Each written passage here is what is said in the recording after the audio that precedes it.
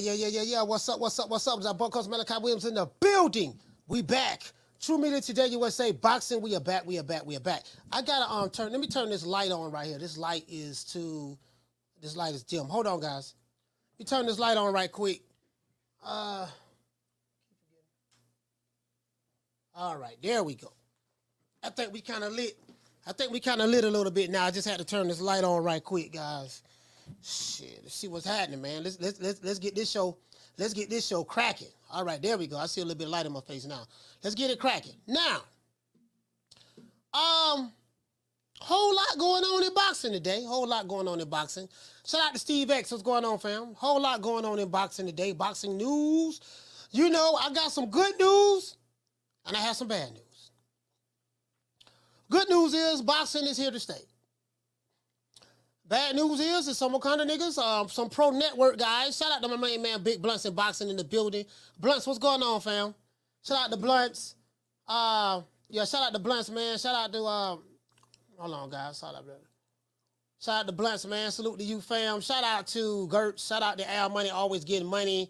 Shout out to Knockdown 305. Steven 47, salute, fam. Schoolo X-Man in the building. Shout out to Crushing Mike, salute, fam. Fotex in the building. Corey Bradley's in the building. Motorsports, salute, fam. Etc. We got 130 in here already. Boy, this here gonna make it do what it do today, boy. I can promise you that. True. Anyways, let's get into the show. Now, the bad news is there's some pro network guys, shout out to ADS, salute to you, fam, that was so emotionally invested in the network because they was financing the fights of a certain advisory company or a promotional company that's disguising itself as an advisory company. The company that I work for, right? Showtime is officially not renewing their contract with the PBC. The network that these pro Wakandas were so in love with, right? The white network that I always told you guys, I say the white man is the ones who finance Wakanda. If the white man don't put the money up, you don't see your favorite PBC fighters fight. Because Al Heyman and, like I said before, Money Mayweather, they don't put the money up for the fights. The white man do. And you can't be pro-black, pro-revolutionary. We finna go take it to the man while the man is financing your revolution. True. If the man is financing your revolution, I'm talking to these Wakanda niggas online, how can you say we gonna attack the very same man that, we're gonna attack the system while being financed by that very same system? Now these broke Wakanda niggas, they ain't getting financed by nobody. They getting financed by Section 8, Nick Sacks of Reggie, PS3s, lints in their pocket, Juicy Juices, all the churn cereal, all the churn milk, all of the variety pack, potato chips, all of that stuff there. That's what they're being financed by. True. And I told you niggas, I said when it come to business don't care. These people who got money, Al Haymans and them, they don't do skin color politics. You know who do skin color politics? Broke people. True. I don't want to say broke people. I want to say poor people. Because poor people, I'm not talking about, because anybody can be broke. You can be broke today and rich tomorrow. I'm not talking about that. I'm talking about poor people. What do I mean by poor people? The people who have a poor mindset. The people who have a victimhood mindset, a victimhood mentality. The people who participate in the Victim Olympics. Those people. Yeah, nigga, you a cool. You a sellout. Like, they will call you a cool or a sellout for telling them the truth. Do you want to know why? Because the lie hates the truth. When your entire existence, like these Wakanda niggas, is based on manufactured lies, anything that's truthful, they have a tendency to reject because it doesn't confirm what they want to believe in. It's called confirmation bias. You reject anything that you don't believe in, and you only accept things that confirms your beliefs, no matter how wrong they may be. So we're gonna have a good show today. That's why I call it Wakanda nigga logic, this and that. And anybody who don't like the term Wakanda nigga, you must be a Wakanda nigga. True. Because if I throw a rock in a pack of dogs, it's the hit dog that hollers. If it doesn't pertain to you, don't get offended by it. If you get offended by it, guess what? 9 times out of 10, you're Wakanda. True. Anyway, let's get into the show. Now, where does Jermell Charlo go from here after losing the culture's respect in the Canelo fight? Coach, where are you going at with this? Oh, this is going to be a good one. I can promise you that. One thing y'all know about me, boy, we put on some good shows over here. True. Yeah. I ain't here to make friends today. I am not here to make friends today. Not today. Some people who may have subscribed, you might want to unsubscribe. I promise you, we will not miss you. True. Because over here at True Media Today, USA Boxing, I don't care about any subscriber. I care about the right subscriber. All subscribers ain't good subscribers. You know what I mean? My channel is not for everybody. This is not an alphabet boy channel. Some people may want to hear what the alphabet boys got to say. This channel is not. Remember, I'm team fuck the other side. 9 times out of 10, a lot of your favorite channels, they don't fuck with me anyways. I don't fuck with them. Just to let you know. You get what I'm saying? But we don't set trip over here. My channel, you can come from anywhere. I don't care. You could be Alphabet Boy, Fagnon, Janitor Farty, Doodoo Brown, She-Go, Chump Side. You could be any of that. Come over here and we can rock out. Because I don't care. I'm not going to block you because you with another community or you watching somebody else's videos. I don't give a damn. Only way you get blocked over here, if your ass trolling and if you getting out of line. If you trolling and getting too much out of line, especially if you trolling. If you trolling or spam in the chat, your ass getting blocked. True.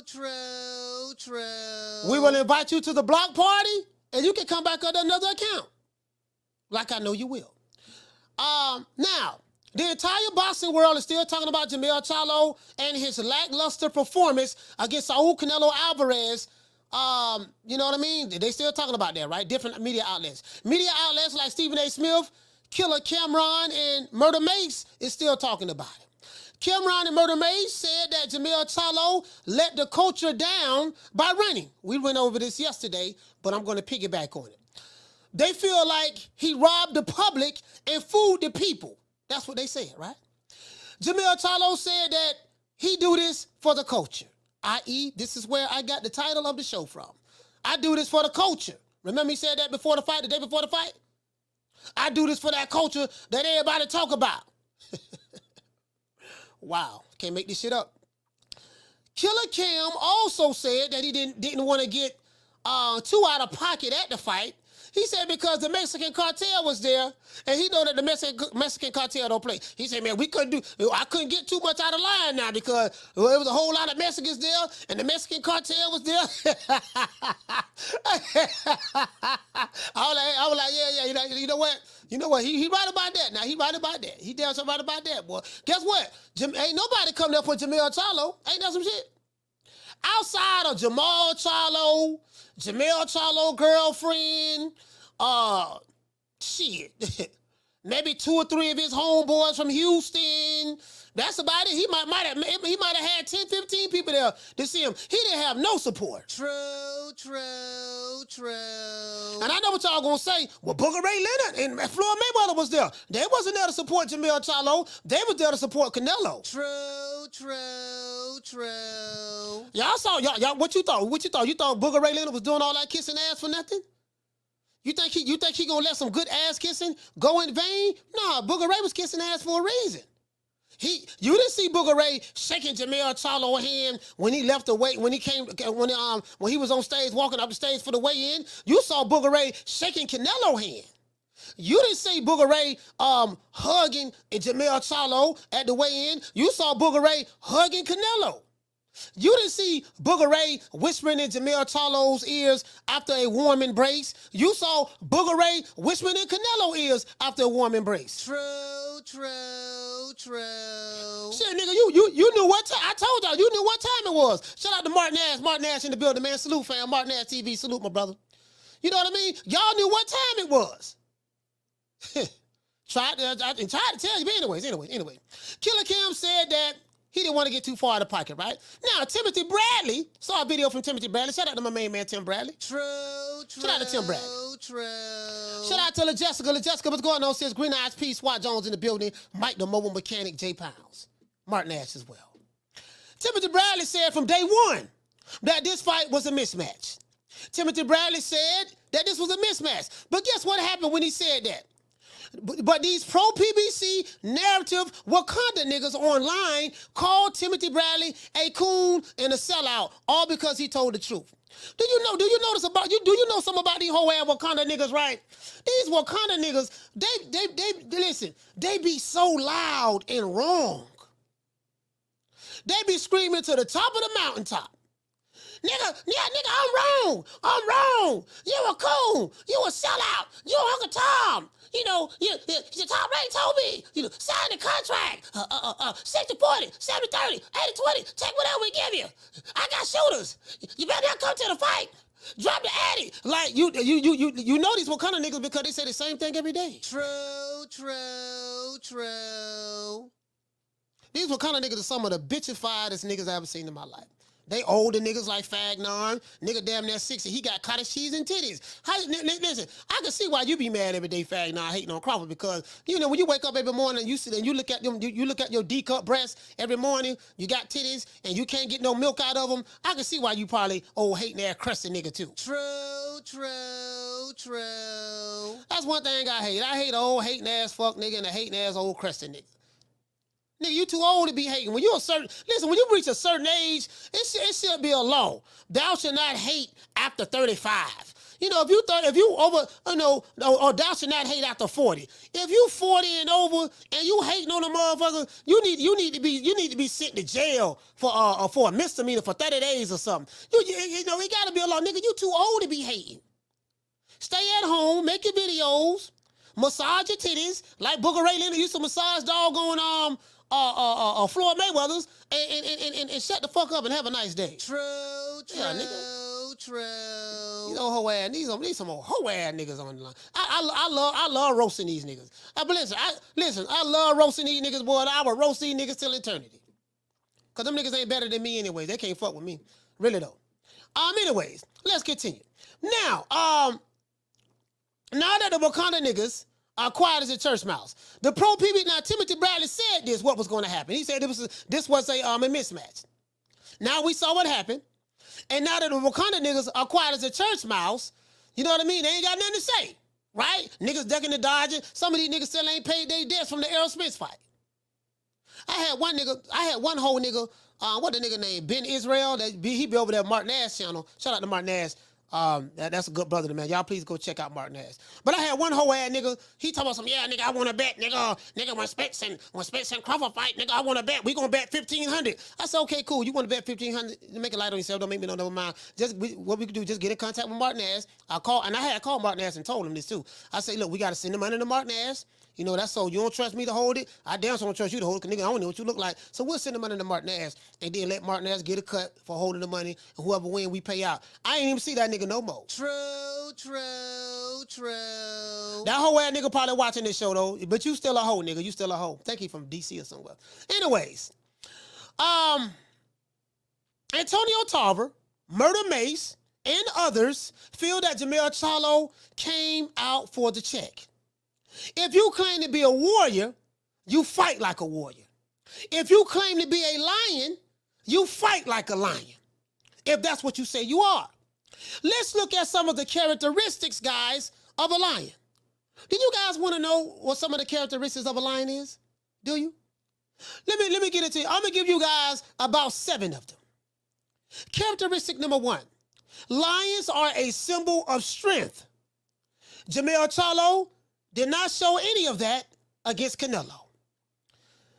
Number 2, lions are brave. Jermell Charlo ran and held all night long. The total opposite of what a lion would do.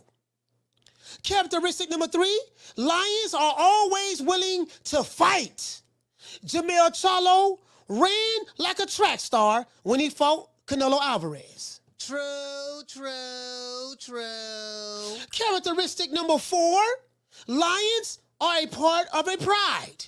In this case, the pride represents the culture that Jermell Charlo said that he does this for. He made the culture look weak with his lack of effort and performance. Number 5, lions do not ask permission to rule the jungle. Charlo was doing too much Canelo ass kissing in the lead up to the fight, and as well as the post-fight press conference. Canelo didn't come in there, oh man, you know, chill out, yeah, Charlo, man, I look up to you, buddy, I look up to you. Hey, my name's Canelo, I look up to you, man, you're my favorite fighter. Oh my man, you're doing your thing. Canelo didn't come in there doing that. The Mexican in him would not allow him to do that. But this nigga Jermell Charlo felt compelled to come in kissing Canelo ass. Canelo wasn't kissing your ass, nigga. The boy from Mexico didn't come in kissing your ass. He didn't tell, yeah, man, my nigga, yeah, man, can I look up to you, Canelo? Man, you a goat. You a goat, Canelo. Man, like Canelo, man, like Canelo was so great. He so this, he that. Guess what? He still whooped your ass. True, true, true. All that ass kissing for nothing. At least you got a check out of it, though. At least you got a check out of it. At least you got that, right? Shout out to my main man, Smith & West, man. Shout out to Rockman in the building. Rockman and Smith & West. Salute, fam. Mad Dog Gate. Salute, fam. Number 6, lions. What it say? Lion heart is the greatest. I got these typed out. Pride, respect, willing to fight and never run. I want you to look at some of these characteristics of the lion. We on number 6. Lion heart. The heart of the lion. How do you define the heart of a lion? He has pride. He demands respect. A lion is willing to fight at any given time and never run. Pay attention to that never run part. Jermell Charlo showed the opposite of what a lion is. Yeah, he signed the check. He worked out, he trained. He did get in the ring. He swung, landed a couple of blows. But guess what? That nigga was running like motherfucking Carl Lewis. True, true, true. And last but not least, number 7, lions are fearless. In battle, you want to have, check this out. In battle, you would have to damn near kill another lion before he runs like a coward. Let's stop right there. Lions are fearless. In battle, you would have to damn near kill another lion if he runs like a coward. Why is that? If a lion ran in a battle or ran from a battle, he could never come back to the pride. The sad part about it is this. The pride represents the culture that Jermell Charlo talks about. The sad part about it is this. In the post-fight interview, you bragged about not getting knocked out by Canelo. And you praised Canelo for being an ox. Say he the GOAT, he an ox in the ring. And you were so happy after defeat. I've never seen a lion fight another lion, damn near to death. And then if he loses, he's so happy and jovial in defeat. True, true, true. Nah. You showed no shame nor sense of pride after the fight. You were cheesing from ear to ear. You sold your fans out for chicken change, and you're proud of it. Stephen A. Smith was even nigger-splaining, making excuses for Jermell Charlo. This will always, in my opinion, be a stain in Jermell Charlo's career because he fooled the culture all of these years, making us think that he was a lion when in actuality, he was just another product of the PBC marketing machine. True, true, true. And that product of the PBC marketing machine got exposed when he fought Canelo or when he ran from Canelo. Let's discuss where does Jermell Charlo go from here? And after destroying his marketability and reputation inside the ring and outside of the ring of the boxing world, Rick Glazer will be on at the 4 o'clock mark. Let's give everybody let's hear a round of applause.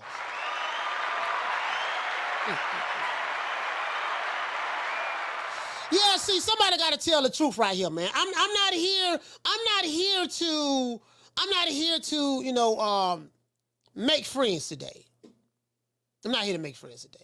No, I'm not here to do that. I gotta be honest. I have to be honest. Cause you know, sometimes when you tell these niggas the truth, they get mad and wanna project no, nigga, you a coon, you a sellout, you don't talk. Like, dude, your words don't hurt me, fam. I'm not coach. I'm built for this shit. I'm built for this shit. I am built for this shit, boy. I love the banter. I talk shit with the best of them. I am a professional shit talker. Pound for pound, when it comes to shit talking, nigga, I'm one of the best on the planet. And I know quite a few. I know some niggas who better than me. But boy, I'm talking about, but pound for pound, nigga, I'm right there with the best of them. I'm in the top 10 at least, in the top 10, right? Wakanda niggas can't do that with me because you too low IQ. You don't have the ring generalship that I have. You don't have, you know, your IQ is too goddamn low. I smoke 2 joints, come on here and destroy you niggas at ease. I do it like it ain't nothing. It's very easy for me. Anyways, let's get into the show. Now, I wanna check some things out. Let me know if you guys can hear this.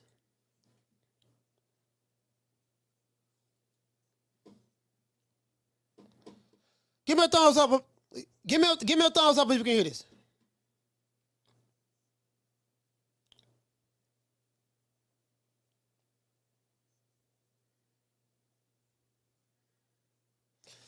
Let me know if you guys heard that. Let me know if you guys heard that. He say nope. Okay, cool. Nope, don't worry about it. Don't worry about it. Can't hear it. Okay, cool. Don't worry about it, fam. I got you. I got it right here. I got it right here. Hold on, we got to cash out.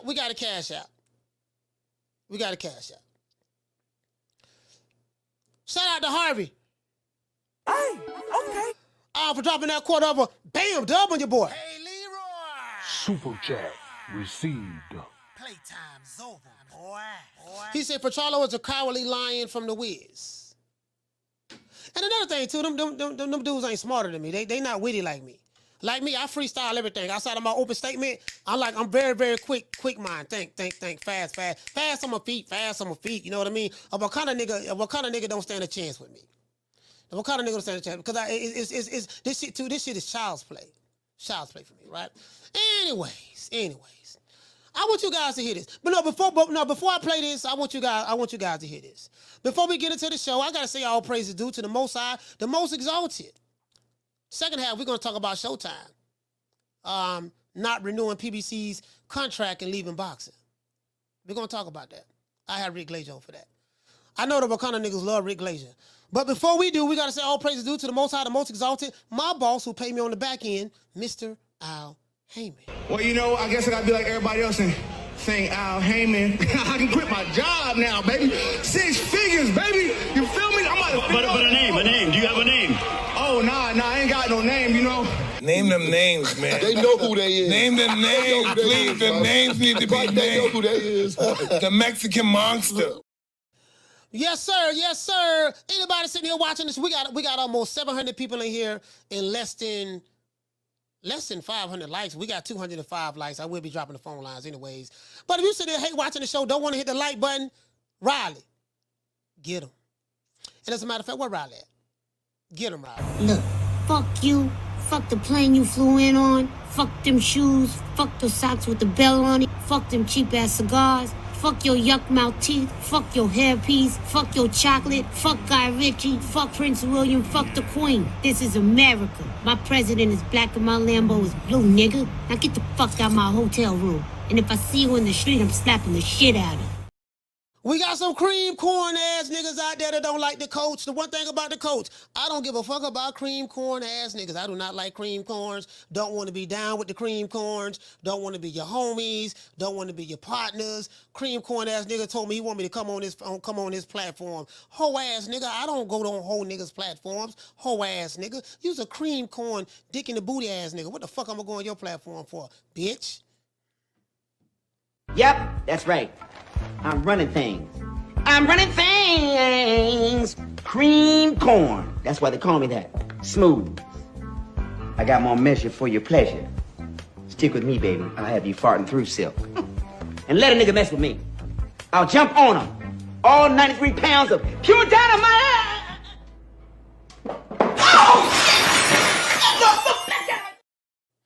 And anyway, we definitely we gonna go ahead and make it do what it do. Now, let me go ahead and play this right quick, right, guys, before I drop the phone lines. You gotta hear this, and I totally agree with this. Again, my name is Coach Malachi Williams, and I do approve this message.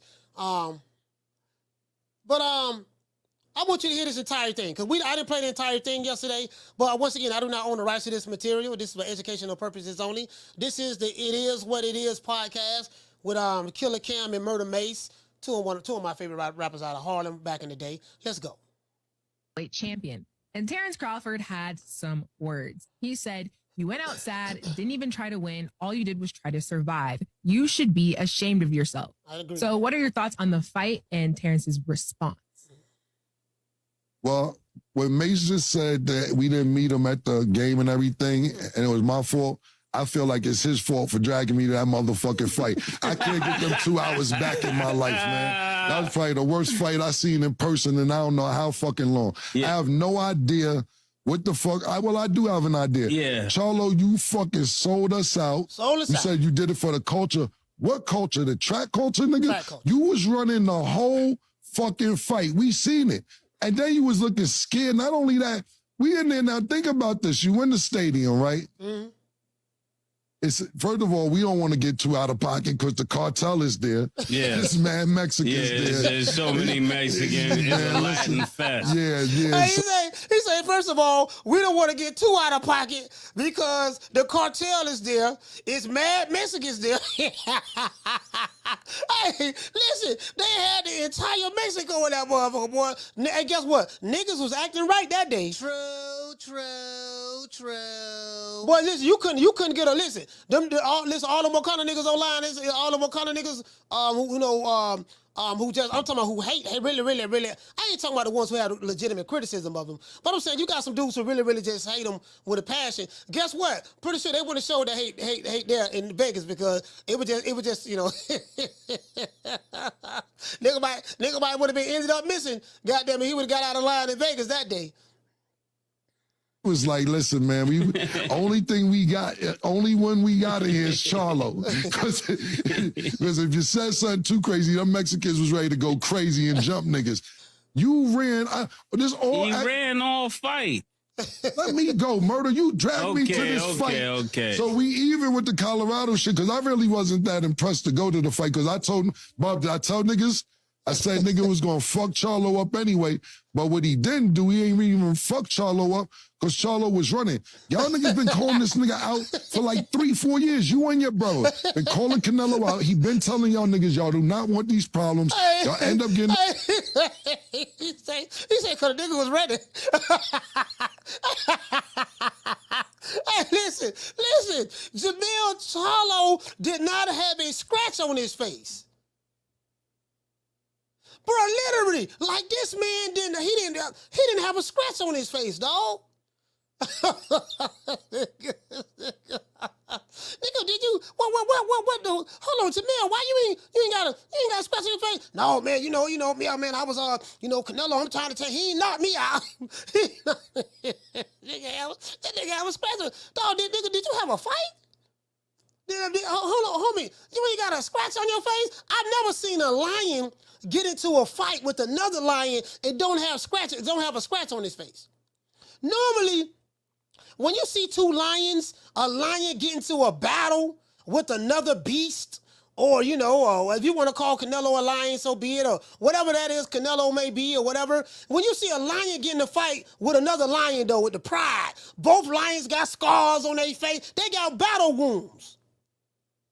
This nigga went 12 rounds, and guess what? Nigga ain't have a scratch nowhere. Now, he did get dropped. He was getting hit with some shots, but my thing is, the man didn't have a scratch on his face, and then he be like, yeah, nigga, I still look the same way I did before I came in the ring.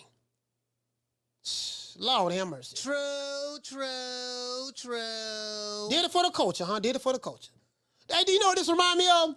This remind me of, remember I told you guys I was in the tank, right? I was in the tank, and there was a dude named Orlando Black. And Orlando Black got in a fight with a white boy named Dennis, right? And Dennis was about 5'3", 5'4", somewhere up in there, right? And Orlando Black was like 10. Orlando Black was like 5'10" and a half, 5'11". So we on the rec yard, right? Orlando Black is an orderly. He's a part of the recreation crew on the yard. So Orlando Black, when all of the inmates needed to go to canteen, we had to come out to the rec yard and line up on a fence in order, right? So also when they start releasing certain dormitories, everybody got to run out and get on the fence, right? So Orlando Black worked on the yard. So Orlando Black used to, because he was there, he'll be selling spots. Like he'll be in line first, and he'll have his ID. He'll be in line and have his ID or some tags along the fence where the inmate's gonna be standing at, and he'll be like selling dudes spots, right? So one day, this white boy named Dennis he had just got on the compound about 2 weeks, and he wasn't able to go to the canteen for 2 weeks, so he was hungry. Sometimes it take your money 2 weeks to hit when it's transferring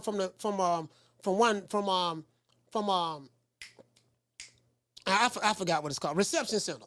When he transferred from reception center, it take your money a while to follow you, right? So the white boy Dennis got his money. He wanted to go to the rec yard. So it's a whole bunch of people in line. Orlando Black had about 4 spots ahead of Dennis. He's selling, putting other people in front of Dennis. Now Dennis was number 1, but Black said I had 3-4 spots ahead of you, right? So every time Black put somebody in front of Dennis, they're like, "No, man, no. I'm not gonna let you put nobody in front of me. No, man. I gotta go to the store, man, the canteen, man. I'm hungry.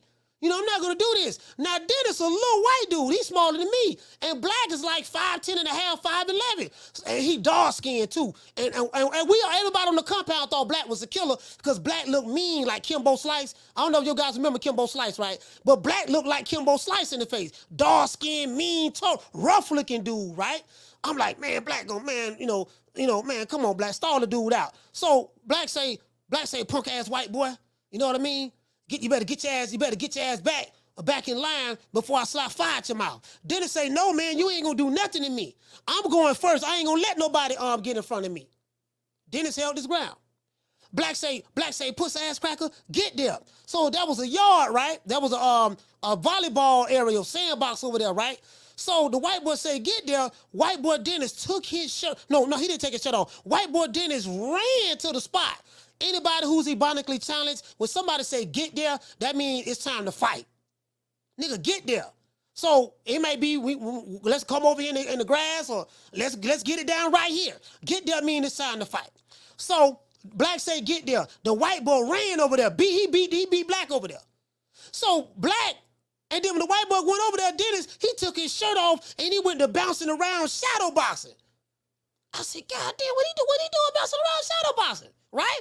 Doggone, so Black walking, I'm like, "Black, man, leave the white boy alone, man. Black, man, come on, man. Dennis ain't, man. Come on, man. The man is right, Black. He was out here first. You can't be putting people in front of him. No, man, fuck that. Man, I'm finna beat the white boy. I'm finna beat his ass, right?" This is what Black said, right? So I'm trying to talk him out of it, because the dude's small.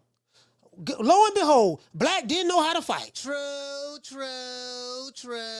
Motherfucking Black was big for that. He did not know how to fight. And that white boy Dennis would know how to throw hands. So they had them squared off, right? They had them squared off. Motherfucker Dennis had them call Black with a hook. Bap! Split him. Like his mouth was bleeding a little bit, right? Doggone Black was like, "Okay, no, fuck that. Oh, pussy ass cracker like this." Everybody, and guess what? It was a yard full of brothers. A yard full of brothers. It's this one white dude named Dennis and Orlando Black. There's a couple of white dudes out there. And bruh, they going at it, right? Motherfucker Dennis had them call Black with a left hook. Then doggone Black, he squaring up, and he ain't throw a punch yet. Dennis had them leap in there and call Black with a left hook and a right hook to follow that up. You know what I mean? So Black had them staggered a little bit, right? Black fucked around and grabbed Dennis. When he grabbed Dennis, right before he grabbed him, Dennis caught him with an uppercut. Bam! He hit Black with an uppercut and split him. Cut him from here to here. Just with an uppercut. But Black was so heavy, he was leaning on Dennis, and they fell on the ground. So Black fell on top of Dennis. The compound going crazy at this point. When he fell on top of Dennis, we thinking, okay, Black got him now, man. Black on top of the dude. He finna go to wailing on him, right? Man, Dennis was beating Black ass from the ground. True. Man, motherfucking white boy Dennis, Black on top of Dennis, right? Dennis like, bam, bam, bam, bam, like his back on the ground, and he just catching Black. Black head going like this, going like that, going like this. I'm talking about blood slinging from left to right, because he got cut here, and he got his mouth bust on the first left hook. The officer came on the yard. Somebody said, man, here come the officer. Doggone white boy Dennis had them tap Black on the shoulder, and then he punched him, pushed Black off of him. Black jumped up and ran to the bathroom. There was the bathroom on the rec yard. Black ran to the bathroom. White boy Dennis running behind him. I'm running behind white boy Dennis. Black go in the bathroom, turn the water on in the sink, and he's, you know, cause he leaking, right? So he trying to clean the blood off his face. Dennis come in there, I run right behind Dennis. Dennis said, what's up? What's up, Black? What you want to do? Black turned around and say, hey, look here, man, you got that. Shook Dennis' hand, pat him on the back, and then he looked at me. I'm looking at Black like, I'm in shock. White boy Dennis walked by. Hey, he walked by, right? It was like a handful of white dudes on the compound, right? They had to pick Dennis up, put him on their shoulder. They were like, yeah, Dennis, you did it. You did. You whooped one of them. You whooped one of them, right? He was trying to say you whooped the Black dude. They probably when they got back to their dorms and stuff, where they was at, they probably was like, yeah, man, you whooped that nigga. You whooped that nigga. Black got his ass beat. Black ain't laying a punch. True. The nigga ain't laying a punch. That's what the Jermell Charlo and Canelo fight reminded. Nigga, did you land a punch? Now, of course he landed some punches. We do know that, but I'm just saying, nigga, you let down the whole Black community. We was counting on you. You let us down, dog. We wanted you to go out like a war. You said you was lying. Only to come to find out that you was lying. True.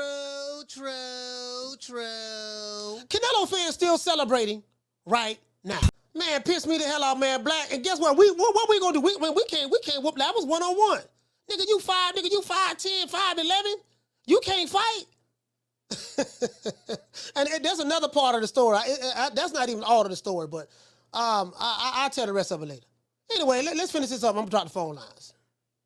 And you got the problems that he told you y'all didn't want. Then you call out Bud after the fight. You just looking for fights to make money at this point. What I suggest is this.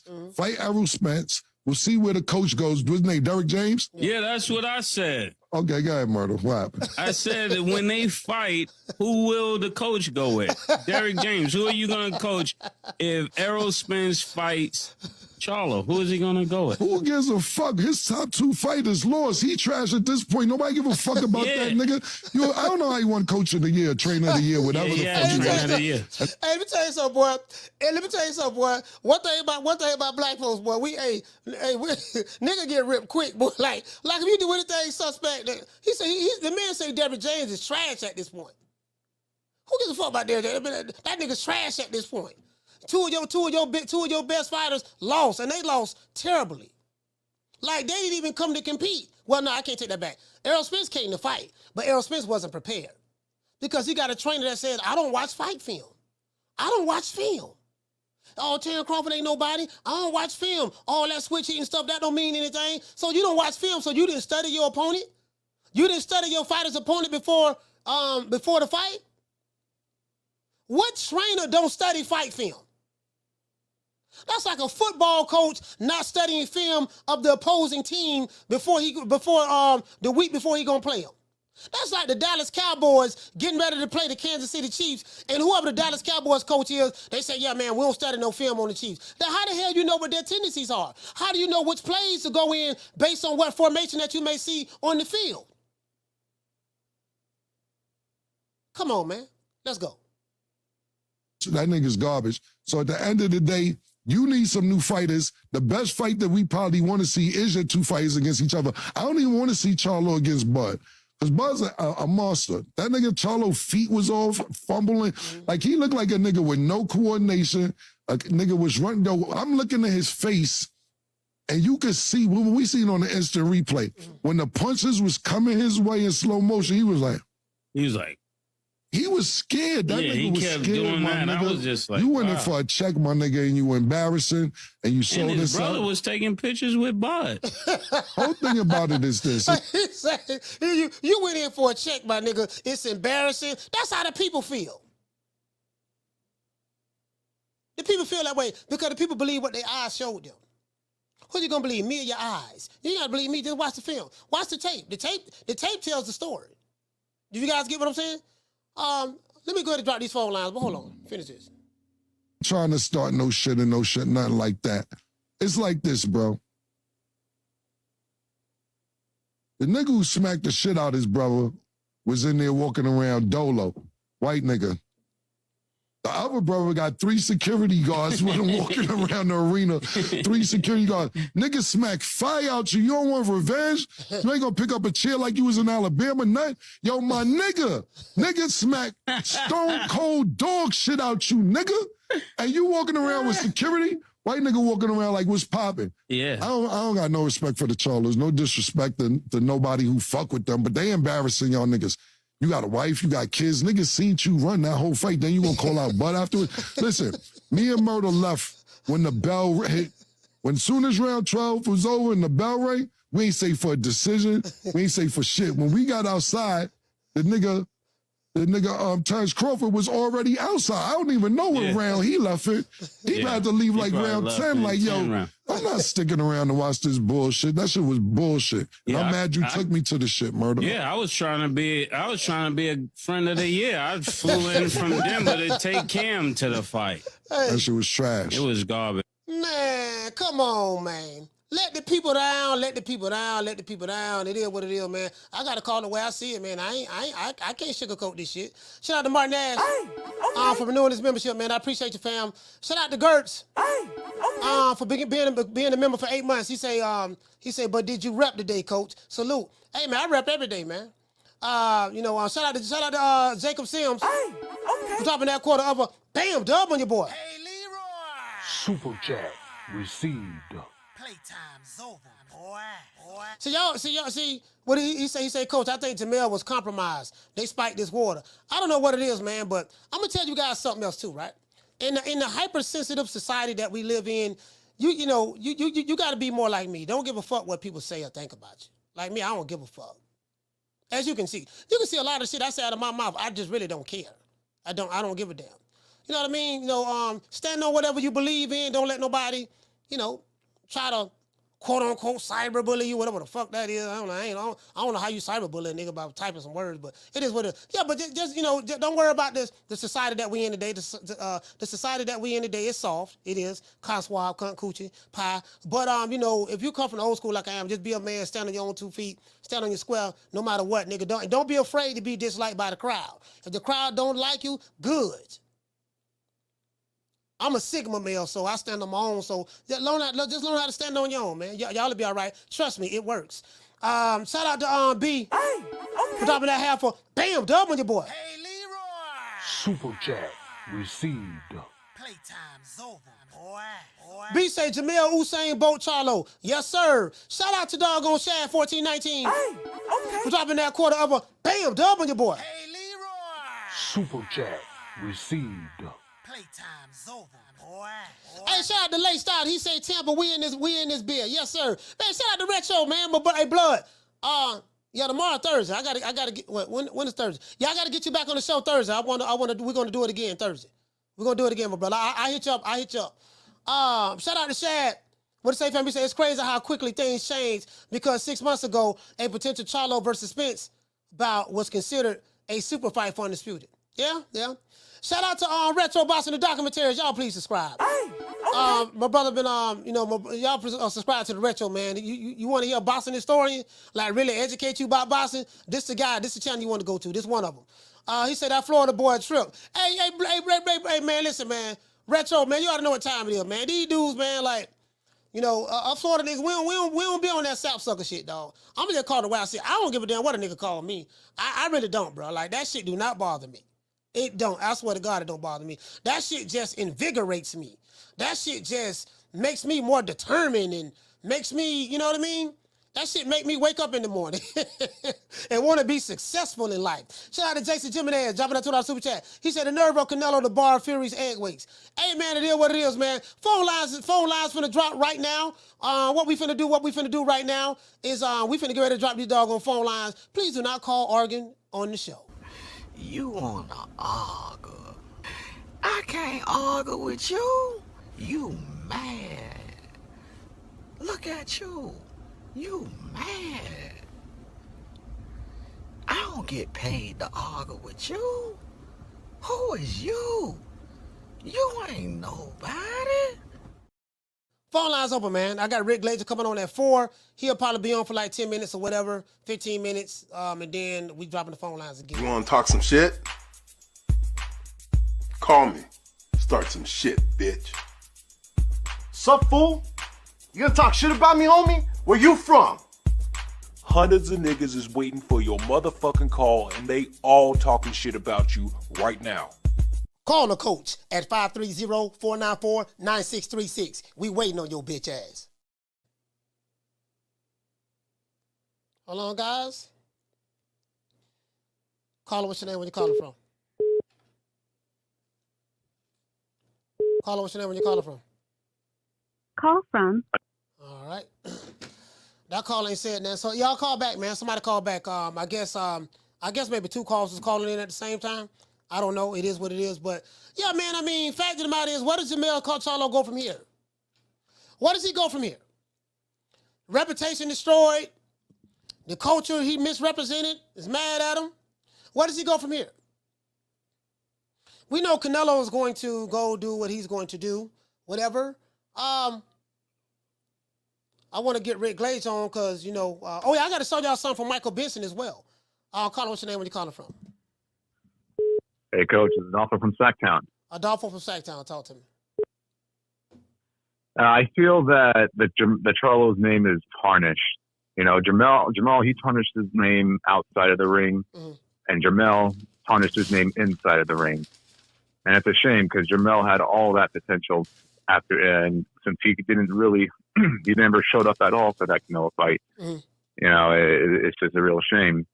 And as for Jermall, well, I mean, obviously, I understand his mental problems and whatnot, and his family issues, but to go and try to secure a fight or trying to bother other boxers like Caleb Plant, like, why would he be doing that if he's trying to get his shit together? You know, and like I said, I think the Charlo name, I thought it meant something, but for me, no, it's completely ruined it. So I'd be surprised if they can get their shit together and try to bring that and try to make that name mean something again. Yeah, pretty much, man, because that's a bridge they tore down. They're going to have to try to rebuild. But shout out to Adolfo, man. Salute to you, fam. All right. Yes, sir. I ain't never seen nobody so happy after losing. I ain't never seen nobody so happy after losing. I'm like, dude, you showing off 32 teeth. I didn't even know you could smile like that. Carla, hold on. You the Charlo that's always looking mean and mad and angry at the world. You know, I know you got paid, but you showing off 32 teeth after a losing effort. When you lost to Tony Harrison, you was at the podium crying. I want y'all to think about that. When Jermell Charlo lost to Tony Harrison, he was at the podium crying because he was so hurt that he lost. When he lost to Canelo Alvarez, he was at the podium smiling. Man, at least he knocked me out. Yeah, man, Canelo a beast. He an animal. He's an ox. What? Make that make sense. Carla, what's your name? Where you calling from? Coach, what's going on? It's Rob from New York. Rob from New York, talk to me. Coach, just wanted to throw out 3 points. I'll make it real quick. Number 1, the hypocrisy from all the Wakandaites, the PVC, the PVC supporters coming out, freaking just justifying the running around the ring against Canelo, saying, well, What was he supposed to do? You've never boxed before. You wanted him to get knocked out, or saying, well, you've never boxed before. What the hell you know about boxing? Or Jermell deserved the paycheck, for all the hard work that he's done at 154. What do you know about boxing?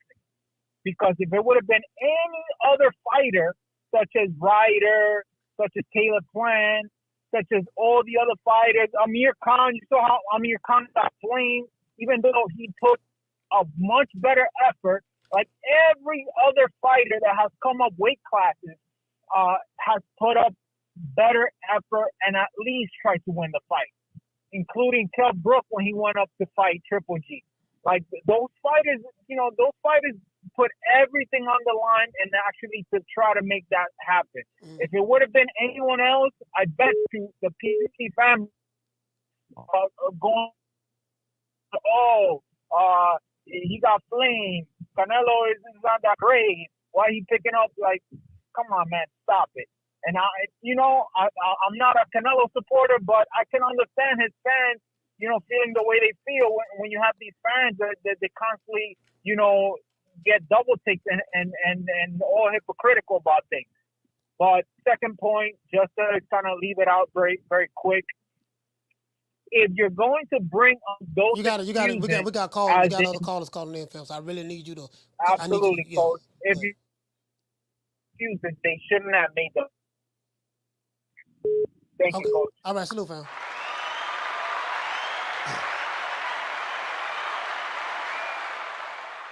Hold on, guys.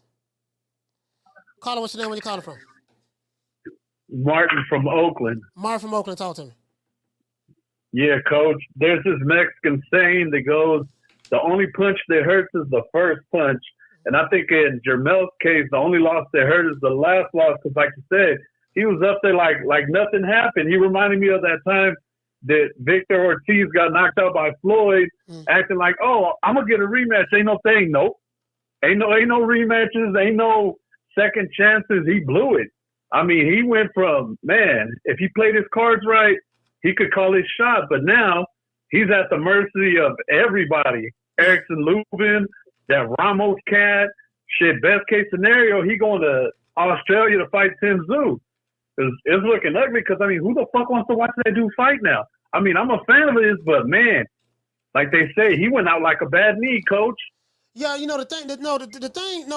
he can continue to fight and come back or whatever, but this is the disturbing thing about it, and no one mentioned this.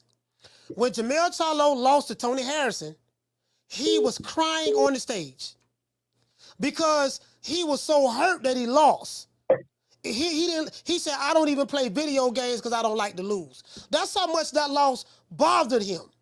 When he ran from Canelo, he was on the stage laughing and smiling and kikiing and happy and jovial. So that tells me, and I don't want to hear nothing about, because he got paid. Well, he made money. He made money in other fights as well. He living in a mansion, got a Lamborghini with suicide doors, got Lambos with suicide doors. So I don't want to hear nothing about that. But Canelo has a net worth of $200 million. And he don't like to lose. He competes every time he steps in the ring. So how come the guy that, you get what I'm saying? So I don't want to hear that about because he got paid. Canelo was getting paid. He could have just went there and laid down because he was going to get paid anyway. He said, no, I got all of my people here from Mexico or whatever. I got to represent for them. And if you're going to say that you did it for the culture, you got to put on and represent for the culture, man. Hey, shout out to you, Martin, man. Shout out to you, man. Martin from Old Town, stand up. Yeah. Nigga was... This nigga was 38 hot when he lost to Tony Harrison, but he ain't had no problem losing to Canelo. Man, come on, man. Shout out to Mailman Mac. What it say, family? Say for the culture. Ninja, please. Okay, cool. We got Rick Glazer coming on right now, guys. So let me go ahead and end the phone calls. Hold on. Shout out to FBA Crypto Soldier for dropping that dub on your boy. Hey, okay. He said, did that shit happen at Lake Butler, South Florida? He said, I never really liked Jermell. He said, but now I can't even respect him. He said, him and his twin got slapped and disgraced by white boys. He said, love the show, coach. For sure. Yeah, but that wasn't at Butler. That wasn't at Butler. Shout out the deal 87. And it wasn't at South Florida Reception Center neither. I'm dropping that quarter of a dub on your boy. He said the last undisputed 154-pound champion was Winky Wright, coach. Yeah, that was in the 3-belt era. He say he would never go out like Mel did with Canelo's. With Canelo, he's putting hands on you. Okay, for sure. Hey man, we got my main man Slick Rick in the building, man. Rick Glazer, let's give him a round of applause.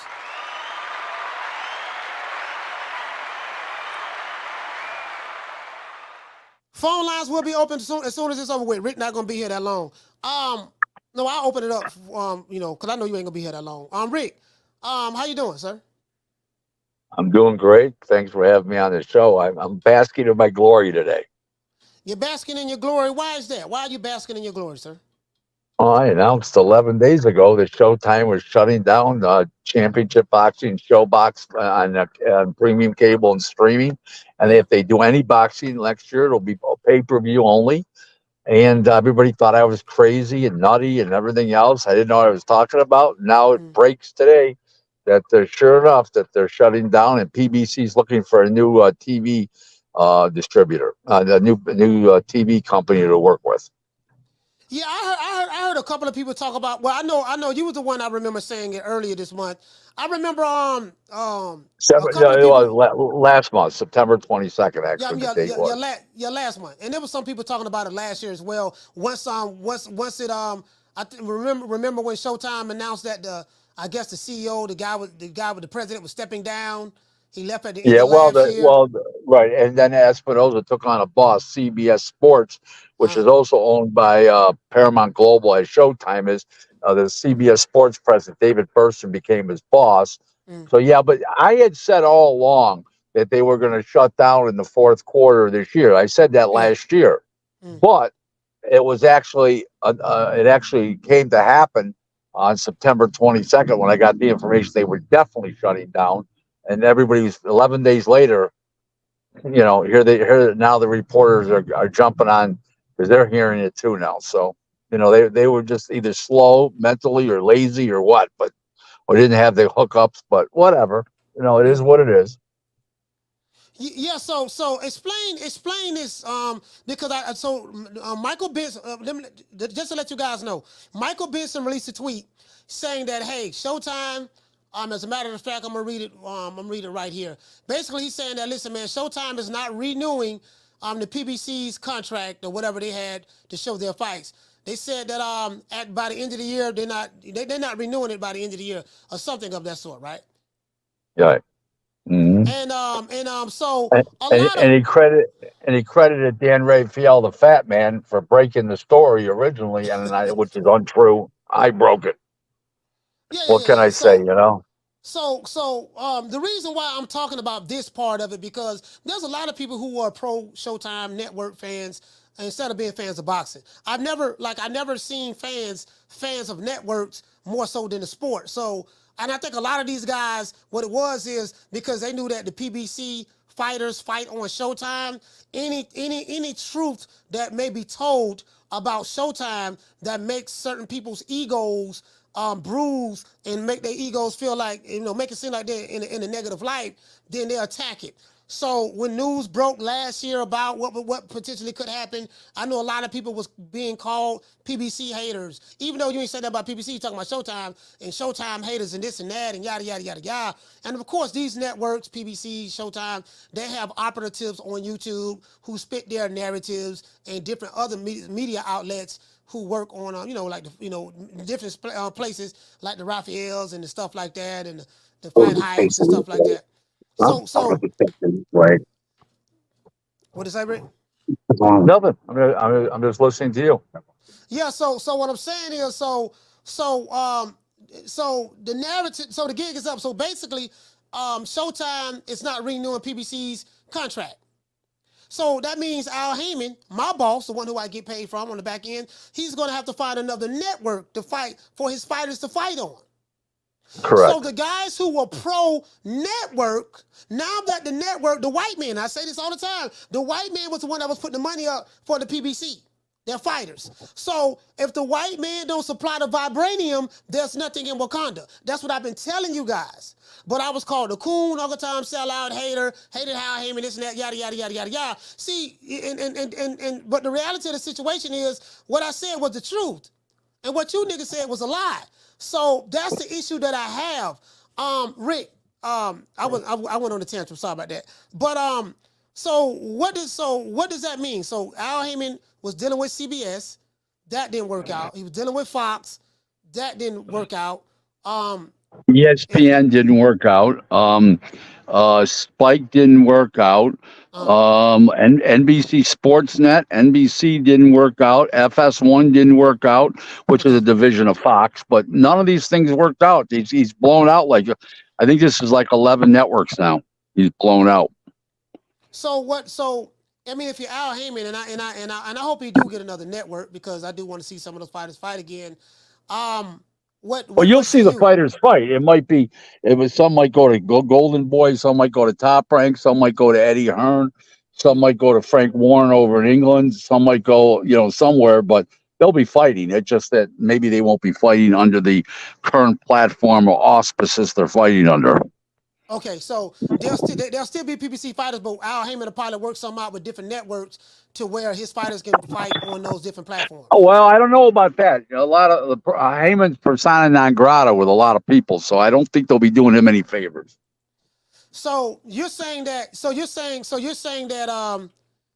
Because of Al Heyman's reputation or whatever in the business, okay, it may be some people that say, "Hey, we don't want to deal with him." Correct. Even don't forget, Oscar sued him and got a huge settlement on one lawsuit. The other one was dismissed because it was overlapping the other lawsuit. People think that he lost the lawsuit. No, he didn't lose the lawsuit. He won the first lawsuit. The second was dismissed because it was overlapping the first one. But he already got $40 million. So Heyman can say what he wants, or people can say what they want, but that's what happened. All right, man. So I mean, it's sad news because there's a lot of people who are pro Showtime, and they had such an emotional invested. They had such an emotional attachment to a network, but in the name of being a boxing fan, and I'm like, okay, damn. So do you think that Showtime is wrong for what they're doing? To Al Heyman, why would they not dare? No, because Al Heyman overpaid the fighters and blew up the money, just like he did with the White Al Reed money. And this is just an extension of that. You can't overpay. Okay, you cannot overpay. That stupid putz, that manager Marty, whatever he calls himself. He says, "Oh, it's about the fighters making money." No, if the fighters get overpaid, they're going to go out of the company will go out of business. The network will leave boxing. They don't get it. You can only pay so much. There's only so much there to pay. Okay, you got to stop this. They got to stop. If it makes no sense, it makes no sense. Rick, have you heard anything about the Canelo Charlo pay-per-view numbers? No, not yet. It's only Tuesday, but not yet. Anybody that says it did 600,000, it's way too speculative, too early. Okay. That's what they're saying on the internet, and it's not true. I don't know if it did 600, but nobody knows. It's too early. Okay, it's too early. All right. Man, this is so what options will let's say ESPN. So Bob, can Al Heyman go to ESPN where Top Rank is at and do business over there? No. Why would he be able to do that? Top Rank's got an exclusive with ESPN, and why would Top Rank welcome Al Heyman? Okay. What about DAZN? They'll be shutting him out. DAZN, they're going to shut him out. DAZN gonna shut Al Heyman out? Yeah, absolutely. They're all going to do it. Anybody that's doing boxing right now, presently, has already shut out Al Heyman, or they're not interested. Okay, now, if a new player comes in like Amazon Prime or Apple TV, something like that, they'll do a distribution deal, but they won't come up with any money for him because his reputation in TV land now is so bad in TV land, and they'll just offer him a distribution deal where whatever they bring in, on pay-per-view buys, 8, 7, 8, 10% is all going to be profit. They don't give a shit. They're not going to put up any money. He's not going to have an output deal where you get like boxing every month because they're just not going to do it for them. If they're going to get in boxing and pay, they're going to pay 50, 60,000, 75, 100,000. That's it over here. That's all they're going to do. You know, they're not So going to give. They're not going to give him an output deal. He's walking on thin ice right now. That's is fine both financially and with revenues coming in from TV networks going forward. So can Al Heyman and Floyd Mayweather, since Floyd Mayweather say him and Al is one of the same and he's a part of the PBC, can't both of those guys just put their money up and pay the fighters the money that they want? Why would they? They lost 900 million when it was White Owl Reed's money. Now they've lost Showtime's money. They have a bad modus of operandi, a bad business plan. Well, according to a lot of these guys online, Al Heyman is the one that was paying all his money, paying Canelo $100 million, he paid Terrence Crawford and Spence all his money, according to those guys. So why don't they? That's a little different. You're talking about pay-per-view, and the pay-per-view revenues could substantiate those kind of things. But as far as regular boxing on a Saturday night on regular Showtime like it was, and they it's a big loser there, and they paid too much for someone. I mean, paying what they paid Thurman and Danny Garcia over the years, it's terrible. They're not pay-per-view attractions. They're regular TV. They don't warrant it. Let me just tell you, when they paid those guys like $3 million a piece to fight each other back in March of 2015, I asked various owners of various promotional companies how much would you have paid those two fighters, and they said $750 a piece at the most. So basically speaking, that's $1.5 million. Heyman paid him $6 million. That was $4.5 million too much, and that doesn't even count the undercard. That's just the main event, and that was free TV. So you tell me where the revenues are coming in from. So Canelo is going to fight next year in May.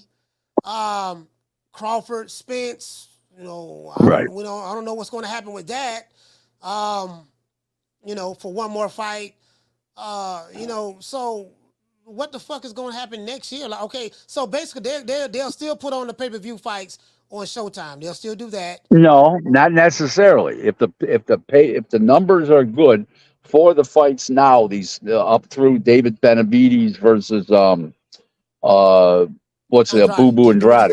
Yeah, all these pay-per-view fights that they're presently got planned. If they do well, they may stay in the pay-per-view business next year. But that doesn't mean they're going to, even if they do well. But if they do poorly, they're not. Okay, you know they're not. And furthermore, just to let you know that if he does a deal with Amazon or Apple, it's not going to be any money. It's going to be distribution only, no output deals or anything, and they'll end up with 6 to 8 pay-per-view shows a year. It's doomed. I see what you're saying. They're not gonna give him money to give him any guarantee money. You're not gonna get any guarantees from us. It's gonna be you can use our platform, put it on pay-per-view, whatever y'all sell. That's you eat what you kill, basically. But we're not fronting any money for you anymore. Yep. You're right on. So fighters like Tank Davis, he's good because he fights on pay-per-view. Right. He's fine. Canelo should be good. Even though his guarantees are high, those guys should be good. But the rest of them are in trouble. The Thurman, the Garcias, all these guys are in trouble. Who is going to pay for the guarantee? Heyman will have to pay the guarantees. Yeah, that's what I was saying. So now that Al Heyman and Floyd, I guess, can put the money up and pay the fighters the guarantees that they want.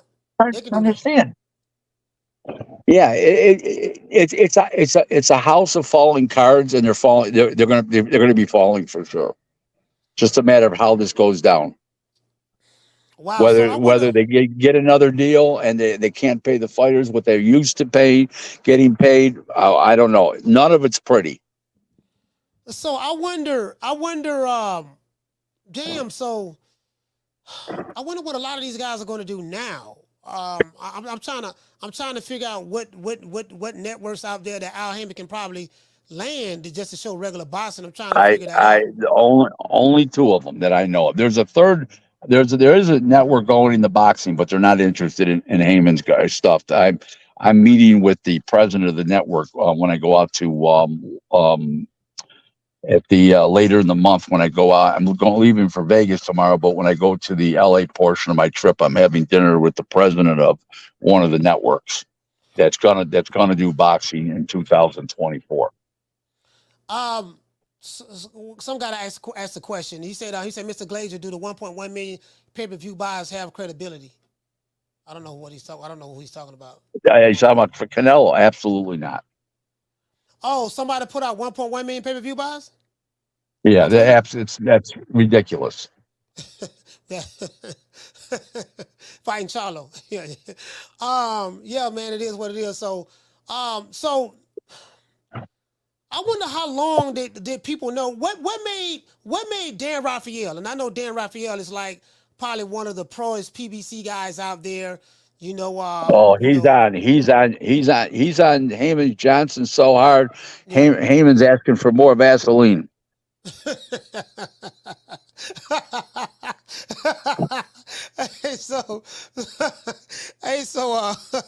Hey, guy weighs 500 pounds.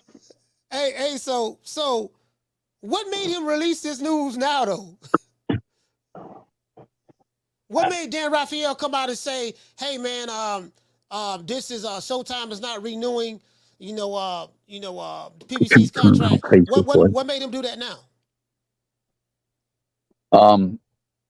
I don't know. I have no idea. Probably because he wanted to be what he looked at as first with the news and beat everybody else. When I already put it out 11 days ago, but he's got me blocked on Twitter, and I've got him blocked. So he blocked me first, so I just blocked him. So he probably just got around to hearing about it. Yeah, I'm reading it right now. Michael Benson said PBC's contract with Showtime reportedly isn't being renewed and has been heavily rumored. So I guess he's trying to say it has been heavily rumored that they're not being renewed, and he's confirming that all of the rumors are true. He said Al Heyman is now seeking to secure another broadcast deal, according to Dan Raphael. If you guys don't know who Dan Raphael is, he is he's a pro PBC guy. So for him to put that out about the PBC and Al Heyman, for him to put that out there, wow. I mean, you said it already, and I know I heard a couple of people was talking about it too. But yeah, you said it already, and wow, Dan Raphael came out and said it. So I wonder how a lot of those pro network Showtime guys feeling now. I wonder how they feelings hurt about it. Rick, I know you're busy right now, man. I just I don't want to keep you too long. So you said you're going to Nevada, right? Tomorrow I go to Vegas. Yep. You're going to Vegas. And how long you staying? Vegas, I don't know, 9, 8, let's see, 8 days in Vegas. Then I go to Houston for 4 days. Then I go back to Vegas for 3 days, and then I go to California to LA for 8 days. All right, man. So that's the schedule. That's the schedule. All right, man. So look, have a safe trip. Let everybody know how they can get in contact with you. On Twitter at Real Rick Glazer 1, Rick, then Glazer GLASER 1, and I'm a verified account. I got about 8,500 followers. Okay. All right, Rick, man. All right, salute, fam. Hey, take it easy. Thank you. Peace. Yes, bye bye now.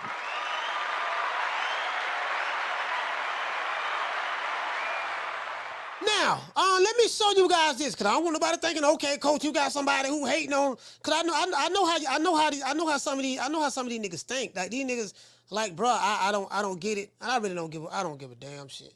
I don't give a fuck. To be honest with you, but let's go here. Let's go here. I want to show you guys this for. Now, Dan Raphael has blocked me on Twitter, so. Anyways, PBC's contract with Showtime. This is according to Michael Benson. Rick Glazer said it before, way before these guys said it. I think my main man in LA, Drew Drew, we was talking about this way before. A couple of people. I think Drew. I think maybe Ring IQ. A couple of guys, but people are like, oh man, we've been hearing that rumor forever. It ain't true. It ain't true. I said, okay, cool. Now this is a pro PBC guy, Michael Benson, and Dan Raphael is like Al Heyman's right-hand media man, quote unquote. PBC's contract with Showtime reportedly isn't being renewed, as has been heavily rumored. Al Heyman is now seeking to secure a new broadcast deal. So, I don't know which broadcast he'll be able to go to, but we'll see how it works out. I do want to see my boss, Al Heyman. I'll call it, hold on. I do want to see my boss, Al Heyman, get a new network deal, because if he don't get another network deal, then I ain't going to get no more money on the back end. True. So I heard my boss, Al Heyman, get that network deal so I can continue to get my money. You guys get what I'm saying? Really, though. Now, I am the #1 contender. I'm tired of James the Poodle, Grim Reaper, whatever you want to call himself, ducking me. All right, I'm tired of man driving around town in 8 Rolls Royces. He ain't fought nobody. I'm still in a Broham. Caller, what's your name when you calling from? Yeah, what's up? This is Raleigh. I'm calling from Raleigh, NC. Raleigh, talk to me. Hey, look, man. I was in the chat a minute ago. Like, look, man, I like Rick Glazer, and I understand, like, okay, what's going on. Like, PBC maybe losing the contract, but wasn't like Top Rank at one point with HBO, and then they had to go to ESPN later on. Yeah, pretty much. Like, what's the difference? When HBO went out, when HBO shut down, everybody who was dealing with HBO had to find different homes. Had to go. Yeah, but PBC left before that though. When Floyd left HBO, right? Yeah, I think when he left. Matter of fact, the PBC didn't become a company until 2015. Really yeah, they wasn't around. I got you. I got you. He was just the advisor. All right, but what I'm saying is this, right? If you got Canelo Alvarez under contract for 2 more fights, you still got Gervonta Tank Davis. You still got a few other champions or whatever. You still got Terrence Crawford, who's with no promotional company, but if you got the right fight for him, you can get him to fight. Yeah. Like, you think networks? No, he got his own promotional company. Bud got his own promotional company. I think. Yeah, his own promotional company. Okay, yeah, but they not throwing on no events themselves though. You know what I'm saying? They're gonna collab with big companies to do a fight. But what I'm saying is, I have a hard time believing like that Al Heyman is that horrible in business that having those fighters with him, he wouldn't be able to leverage any kind of deal with no network. Like, you got 2 of the biggest stars in boxing in Tank and Canelo, and you telling me that nobody's gonna want to do business with him? No, he didn't say like, that. I just got a hard. No, he didn't. No, he didn't say that. What? Well, hold on. You go. Okay. Let me explain. People like Tank and Canelo, they will always be able to do pay-per-views on Showtime. You know what I mean? Like, because of who they are. What he was saying was, the networks are not going to front the guaranteed money anymore. So let's say you got Tank Davis, right? And you getting money from a network. I'm getting money from you, right? The network, right? And I got Tank Davis. He's going to fight Ryan Garcia. And you say, okay, man, coach, check this out, man. I'm going to give you $20 million. Get $10 million guaranteed to Tank. Get $10 million guaranteed to Ryan. And then whatever we make on the back end, whatever we make on the strength of the pay-per-view, we'll get our cut out of that. And then take whatever we need and whatever we agree to get him, so be it. They're not going to put that guarantee money up anymore. So someone like a Tank Davis or or Canelo Alvarez, I mean, they'll probably be able to fight any way they want to fight on pay-per-view. You know what I mean? It could be Fox, maybe it could be Showtime, maybe even DAZN. I don't know. You know what I mean? But those are 2 fighters. Outside of those 2 fighters, there's no network that is going to give him a deal like Showtime had, and then the other networks that Al Heyman was dealing with before. That's what he was saying from that standpoint. Because remember, he used to you had a lot of fighters on the PBC used to fight on Fox as well. You notice nobody fights on Fox anymore. Yeah, I get it. Yeah. I get it. But then he also said that that it was really due to bad business, him overpaying the fighters. Mm. But I don't know. When I kind of look at the landscape, I feel like Eddie Hearns and Bob Arum pay their fighters more than than Al Heyman. Am I not correct in that? Because I mean, all of them is over there getting $2 million a fight, $3 million a fight, 1.5 this, and then when you look at where Eddie Hearns was giving Devin Haney, or where Bob Arum was giving Terrence Crawford, like it seemed like they was paying their fighters. They pay their fighters more than Al Heyman. Am I wrong in that? Nah. It's doggone Eddie Hearn was throwing money away like you know what? I think Eddie Hearn was paying. If there was anybody that I would say that was really overpaying fighters, and again, I don't know. Eddie Hearn, right? Yeah, I don't know, and I don't know the business aspect of it, what was going on. I really don't give a damn. I just want to see fights. But Eddie Hearn was for what I was seeing, he was just over, like literally giving fighters, Demetrius Andrade, Devin Haney, like they was just robbing the bank from over there on Matchroom and DAZN. So it is what it is. Hey, look, I hate this new boxing thing too, where we know the business now, man. I like it back in the days when none of the fans gave a fuck about the business. It was like we just want the fights we want. Now everybody's concerned. That's over with. Them days over with. That's over with. That's a certain fan base that stem from Floyd Mayweather. See, that came, and my brother Blood Boston educated me on that. That came from Floyd Mayweather. Well, Money and Mayweather. I hate to say that, but Money Mayweather ushered that in to where, because he talked about money so much, and I made this, and I got that. Business. So all of Money Mayweather's boxing fans are still on social media, and the people that's coming up under them, they're passing that same terminology down to them. So that's where that came from, Money Mayweather. I'm saying in this era. I'm not saying it never happened before in the history of boxing, but I'm saying as it relates to this era, 2023, all that shit stemmed from Money Mayweather. Hey, but salute, fam. It was never this big. All right, we got other calls, man. Salute you, fam. Thank you for calling right here. Yeah, see, Money Mayweather was the one that, and you can tell because all these niggas online, they still using Money Mayweather talking points. They still listen. Everything that Money Mayweather say. My phone. Sorry about that, guys. Phone lines open. Phone lines open at the bottom. Everything like listen. Yeah, man. Contracts. He, sign the contract. My fighter the A side, and he deserved the majority of the split. Errol Spence started talking like that. Tank Davis talked like that. Keith Thurman talked like that. Like Floyd Mayweather gave birth to actually the entire PBC. Floyd Mayweather is their father. Is their father. All that came from Floyd. Caller, what's your name when you calling from? What's going on, Coach T Skills, Jersey? T Skills, talk to me. What's going on, man? Well, that was some unfortunate news, Unfortunately, I like the Showtime program. I like how they do it, especially the All Access and all stuff like that, I was really into that. They had a good thing going, but, it is what it is. But first thing I want to say is we got to stop giving Charlo flowers or any kind of respect for taking that fight, saying that he was daring to be great. Because he wasn't daring to be great. He was in there for a paycheck. So, of course, he took the fight. Of course, he jumped up 2 weight classes to make the most money he ever made in his career. And as far as where does he go from here? Honestly, I like the Tim Tszyu fight. I think he needs to go on a road of redemption. I think he has to start taking on tough challenges and proving that it was the weight was too much for him and that he cowered out because he felt like he couldn't hurt Canelo. So he just survived. So I think if he fights Tim Tszyu and beats Tim Tszyu in good fashion, I kind of feel like people can start kind of somewhat liking him again, But, that's my take.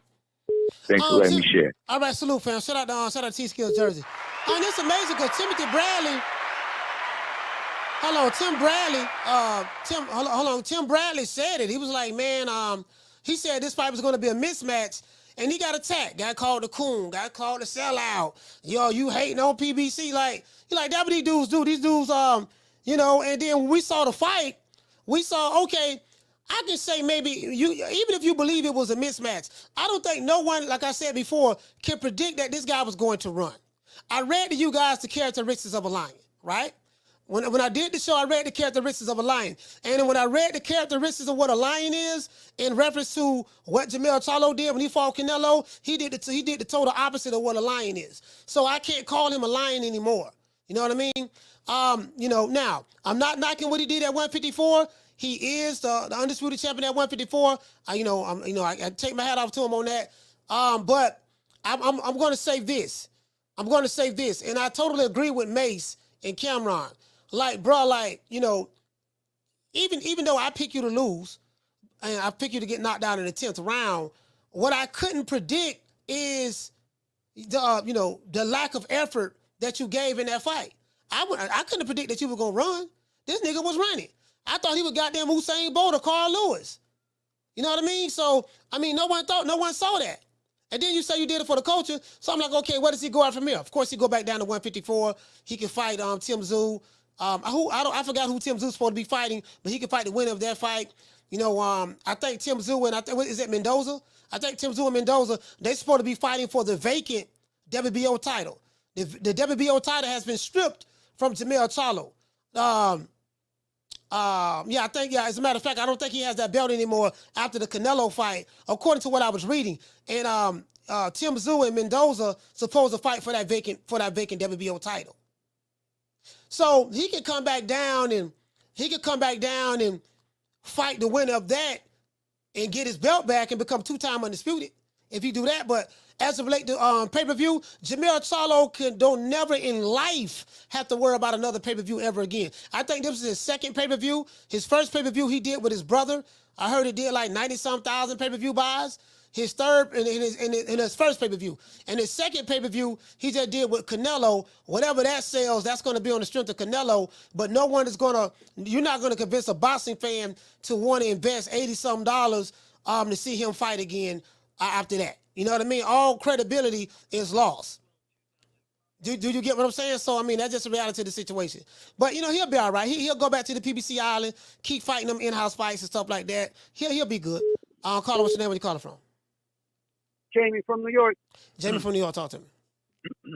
Coach, I don't have much to say, man, but I want to share with you something that I saw Charlo do. The only thing I respect, you know what I'm saying? I think it was smart on his part, but that's the only thing good that he did in that fight. It was, to me, it was take that knee when he got hurt, Coach. The only thing that's smart. That's the only thing that he did. You know what I'm saying? I don't know. I don't remember what he got hit with, but, when he took that 10-second count, that count, that's the smartest thing he did, bro. You know what I'm saying? But other than that, he didn't do shit, man. He calls himself a lion. To me, he turned pussy, man. He didn't do anything, bro. Like you were saying earlier, man, the lions, they're fearless. They hunt, they chase, they stalk, they kill. They fight to the death, Coach. To the death. This guy did nothing, bro, but embarrassed himself, But, yeah, man, pay-per-view, like you said, he's done also. I don't know where he's going to go from here, but he can redeem himself. He can come back. I'm not messing with him no more. But that's it, Coach. That's all right, salute, man. Shout out to Jamie, man. Salute, New York, stand up.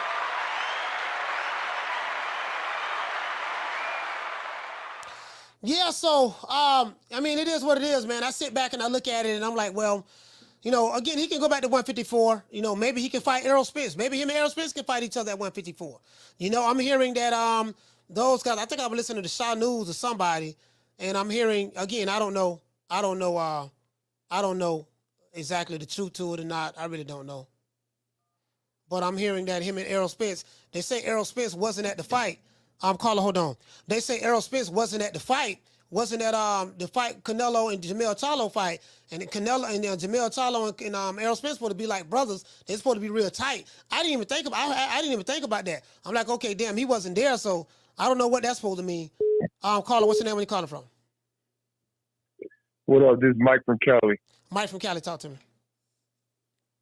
I just wanted to say, I thought Charlo just punked out like a little bitch, you know what I'm saying, making everyone look bad, saying it was going to be for the culture, just going out there and being a little punk. His brother got slapped like a bitch too by Plant. So right now the Charlos are at the bottom of the list. Smack them too.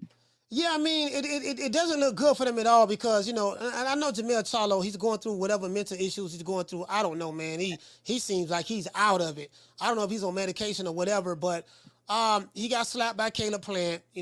from what I'm hearing, it was justified because he was putting his hand in Caleb Plant's face, disrespecting him in front of his wife, and Caleb Plant slapped him in front. And Caleb Plant was just by himself, just him and his wife, and he slapped him in front of all of those guys that was from Houston. So he had a whole bunch. He had like 5 guys that was around him from Houston, and Caleb Plant was able to walk up there in front of all of those Houstonites, slap the taste out of Jermell Charlo's mouth, and everybody looking crazy like, what the hell? You get what I'm saying? So I mean, not Jamal Charlo's mouth, and then, you know, come to find out, there was a fight that was supposed to be going down, almost going down between Jamal and Jermell Charlo in the parking lot. And then you see Jermell Charlo's girlfriend beating up on Jermell Charlo's wife in the parking lot. So all of that happened July 29th. And then 2 months later, 2 months later, you know, Jermell gets in the ring with Canelo after years of, and I have videos, you calling him out, you want some smoke, you gonna do this, you gonna do that, yada, yada, yada, yada, yada. I get it. If you, listen, you signed up because you wanted the check. Okay, but what does the check have to do with competing in the ring? If you're not going to, okay, listen, John Ryder fought Canelo in the heart of Mexico, surrounded by drug cartels, surrounded by all types of stuff in Mexico. And John Ryder fought, and he had a broken nose.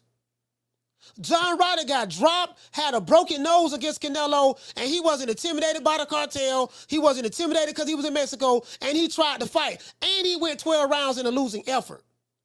So I respect John, and I don't want to hear nothing about because he's 168 pounds. Bullshit. I don't want to hear nothing about that. I'm saying he showed effort. I've never seen a lion that wasn't willing to fight. There is no such thing as a lion that's not willing to fight. Never. So that's all about that, Mike. I got a little carried away, man. But Mike from Killa Cam, No, I agree. Yeah, I just get Hey, passionate. one more thing. Yeah. One more thing. I wanted to get your thoughts on this. It's a little separate subject here. Mm. You know, you're talking about Kerr, Haney, Tank. You know, maybe another one in the picture at 135 in that range. What do you think about the fighters from today that are just being pussies and don't want to fight each other? You know, I remember that weight class like 10, 15 years ago. You had a lot of Mexican fighters in there, including Pacquiao and you know, Prince. Nasid. You know, those guys were like, okay, you win, I want to fight you, and then the other guy wants to fight the winner, and then this guy wants, like, everyone wanted to fight the best one at 135. Like, it was a very interesting weight class, even though they were small. I remember paying for pay-per-view to watch those fights. You know what I'm saying? Now it's like, you know, people pay for these, you know, like Tank versus Garcia. Garcia wasn't no match for Tank with the clause for him not to rehydrate. That was a fluke that it sold that much. But outside of that fight, tell me about another fight at 135 that's going to sell 1 million views. I don't know. I can't think of any. These guys don't want to fight each other. Yeah. It is what it is, man. They'll figure it out sooner or later. Shout out to Mike from Cali. Salute, fam. Yeah, they'll figure it out. See, the thing is, I actually think the networks are going to be the ones to save the day. I'm going to tell you why I believe the networks can save the day. Because you got to let these promoters know. Carla, hold on. You got to let the promoters know. Look, if you want our money, you're going to have to put on the big fights. If you're trying to attract, if I'm a network and you're a promotional outfit and you're trying to attract me, trying to attract my dollars to put up for your fighters, guess what? You're going to put up the fights I want. I get to pick which fights we want. It ain't gonna be no Pork Chop Willie versus Hog Head Cheese, and then you want $5 million to pay for the event. Nah, it ain't gonna be Hobo Sam versus Shawty Big Nuts. I got Hobo Sam. I promise him a guarantee of $3 million, and I promise Shawty Big Nuts a guarantee of $2 million. Nah, it ain't gonna be none of that. It ain't gonna be no King Kong versus Papa Smurf. If you listen, if King Kong want this big money, King Kong got to fight Godzilla. And guess what? If Megatron want this money, he can't be fighting doggone Starscream or Bumblebee. Megatron gonna have to fight Optimus Prime. That's what it's gonna be. Oh, you want $5 million? You can get $5 million. Guess what? You better be fighting Megatron. True. Yeah. All them setup fights. No, we ain't doing none of that. No, my nigga, you gonna have to fight somebody. If you want my dollars, you want them white dollars from the networks, you're going to have to fight somebody. If you don't want to fight nobody, man, sit your ass on the bench. And you ain't got to worry about getting it. Call what's your name, where you calling from? What's good, Coach? This Fast from Baltimore, baby. How you? Fast from Baltimore, talk to me, fam. Nothing much, man. Yeah, you right. That wasn't no line. That wasn't no lines only. His new name, Laylo Charlo. That nigga laid down when he got in that motherfucker, man. You talking about running off? You talking about running off for the plug? Man, he was running off with the work. He was running off with the work in there. I'm like, man, Charlo, you ain't gonna get no money.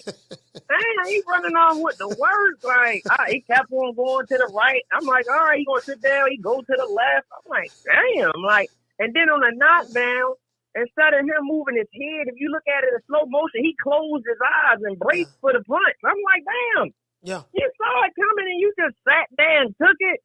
And I was like, yeah, I wasn't expecting that. But hey, and then what tripped me out is, like you said, like, what other pay-per-view fight he gonna get if it ain't Bud Crawford? Because I feel like for this fight to be a good matchup, like they say, he ain't helped selling it. He ain't helped sell it. Like, you get what I'm saying? Like, he up there with this new found attitude and talking about, oh, I gotta put on because my brother ain't been putting on. Whoa, bro. First off, you talking like, what are you saying, the Temptation? We ain't come to see the group, nigga. We came to see them all. It just so happened that he going through something right now. You ain't the one selling all the records. Like, you know what I'm saying? Like, no, that's Jermell Charlo, but for whatever reason, he can't get his head together. Yeah. But yeah, man, for him to get in there and run around that ring like that shit was crazy. He got Canelo feeling good, talking about, can't nobody beat me, can't nobody beat this Canelo, can't nobody beat. Like, bro, really? He ran around the ring. Like, get in there with David. Like David. See if you gonna run around, see if you gonna feel like that with David. You gonna feel like that, but yeah, I'm not into all that. Wait until the last fight of the deal. I don't care about all that shit. I just want to see the fight, man. Yeah. But yeah, Coach, I appreciate the call. Man, shout out to Faster Be More. See, let me tell you something, man. Let me tell you something. This the problem I have, though, now. See, now I feel like I've been tricked and fooled for so long that, and I'm starting to think a lot of these PBC guys, because they fight a lot of in-house fights, and they benefited from matchmaking and marketing. Because I take my hat off to Al Heyman, man. Al Heyman is a genius. I take my hat off to him because for so long, the PBC media machine marketing team has been able to control the narrative for so long. They had a lot of different mainstream media outlets on the payroll. They got these dudes on YouTube capping for them. So they be hyping these fighters up. You know, Errol Spence beat Ugas. Well, Ugas was no hell of a goddamn fight in the first place. Errol Spence beat Danny Garcia. Danny Garcia ain't did that since 140. They took turns kicking his ass in the welterweight division. He ain't beat no elite fighters in the welterweight division. So, hold on. Carla, hold on. So it's like they don't hype these niggas up, and then as soon as these niggas go fight some real competition, they go fight a new way to monster. They go fight Tyson Fury. They go fight doggone Terrence Crawford. They fight Canelo, and then these niggas melt like water. They melt like ice. So I'm like, God damn. But I thought this nigga was. But they hyped him up like he was Magilla Gorilla. I'm like, God damn, I thought this nigga was Mighty Mouse. I thought he was underdog. Like, God damn it. And couldn't find out this motherfucker Gizmo from the Gremlins. He doggone Bubbles from the Powerpuff Girls. I'm like, these niggas ain't what I thought they was, because they was hyped up all along. They benefited from YouTube channels, spitting the pro PBC propaganda, and they benefited from the mainstream media putting out good reports about. They were hyping that shit was hyped up. So I don't even know how good David Benavidez really is if he was to fight Canelo. What if he lay down and do the same thing Jermell Charlo did? So I just don't trust it, dog. Carla, what's your name when you're calling from? Hey, Coach, it's L from Kansas City. L from Kansas City. Hold on, fam. Shout out to Ebony. Hey, okay. We're dropping that quarter of a dub on your boy. She say Spence didn't come because he said to come outside, got the will beat up out of him. He said can't even show his face for his brother. Yeah, I don't know what it is, Ebony, why he didn't show up. I don't know, but it is what it is. Go ahead, caller. What's your name? L from Kansas City. I got you. Go ahead. Yeah, so I've always wondered about, what you're saying, and because you made a good point. If they go to a different network, the network's going to tell them what fights should happen. I always wondered why Showtime never did that, because after watching the Spike go down, the NBC go down, the ABC go down, and the Fox go down, I'm thinking, why are they letting him put on crap and letting them pay for that stuff. No one wants those fights, and this is what we got is because they've overpaid, like we all know. But it's like I always wonder, why didn't the network dictate what can happen? Like, Nah, you do know they what? not have somebody on you the know crew what? that's a researcher for boxing? From what I've been hearing, that's why we got those fights so far, those big fights we got so far this year, because like that's why we got Tank Ryan, that's why we got them Benavidez playing Crawford Spence. You know, that's what I heard. I don't know how true, what kind of validity to that is, but all of a sudden, you know, we started getting these fighters, like we not in the Terrence Crawford business, but now we in the Terrence Crawford business. You know, thanks to Spence. And I just heard that, you know, the networks, you know, they been knew about what was going to happen going down the pipe. So a lot of these fights had to be made in order to try to save face. And again, I don't know how true it is, but this is what I've been hearing. That's why we was getting those fights, because they knew this was coming down the pipe. They, you know, when Paramount was already talking about, we talking about merging Showtime into our app and cutting boxing all together. So I'm hearing that was the reason why we started getting these fights that we ordinarily wouldn't have gotten. You know what I mean? Like the Canelo. Now we in the Canelo business, of course. Canelo's always good business. You got Tank fighting Ryans. You got Crawford. I mean, the dreaded Crawford. You know, fighting. You know what I mean? Errol Spence.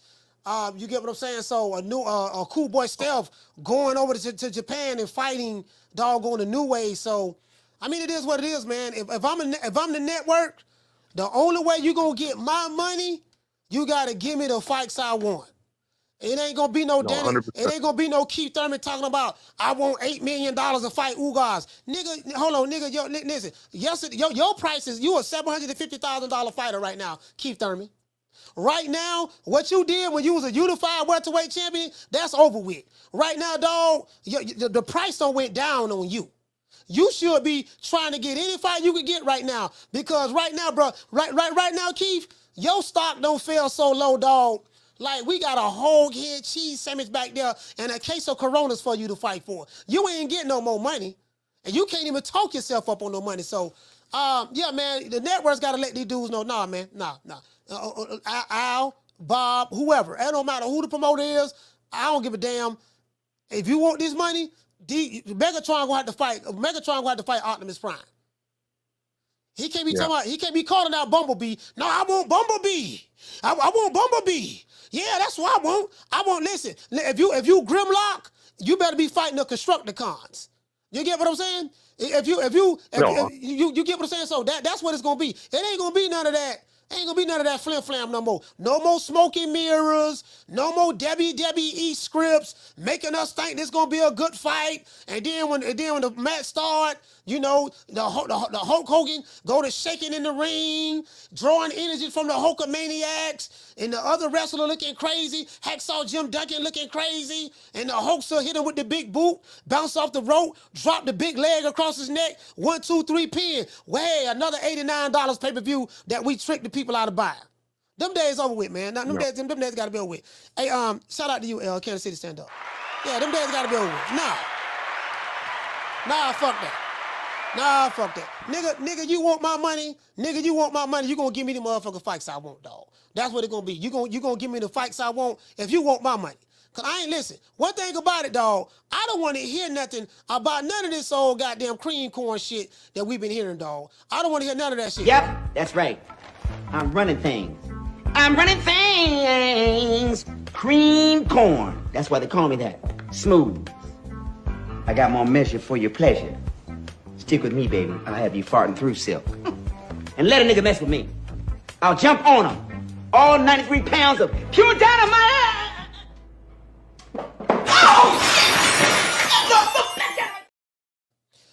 Yeah, caller, what's your name? Where you calling from? What's up, Coach? It's inevitable. It's D-Block, D-Town, D-City, D-Ville, Baltimore. Fact! D-Block, talk to me. Man, I just want to congratulate Rick Glazer. I knew the guy was bona fide. I knew he was certified. I knew he has history. And I love the hate with, you hear that? I love the hate with, fact! Rick Glazer, you pulled it off, man. I knew it. I believed in you while people doubted you. I mean, I don't know if you're hearing the show right now, Rick, but I am the #1 fan of yours. And that's fact. So, Coach, maybe that's why we got Fulton to go fight a new one on ESPN, Coach.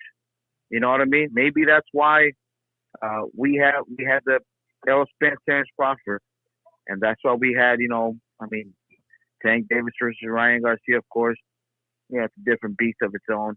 And we got Canelo, of course, like you already said, they're bona fide pay-per-view stars, except for Tank Davis, of course. He needs a dance partner. And we know Teofimo is going to be that dance partner. That's the only way he's going to do a great pay-per-view.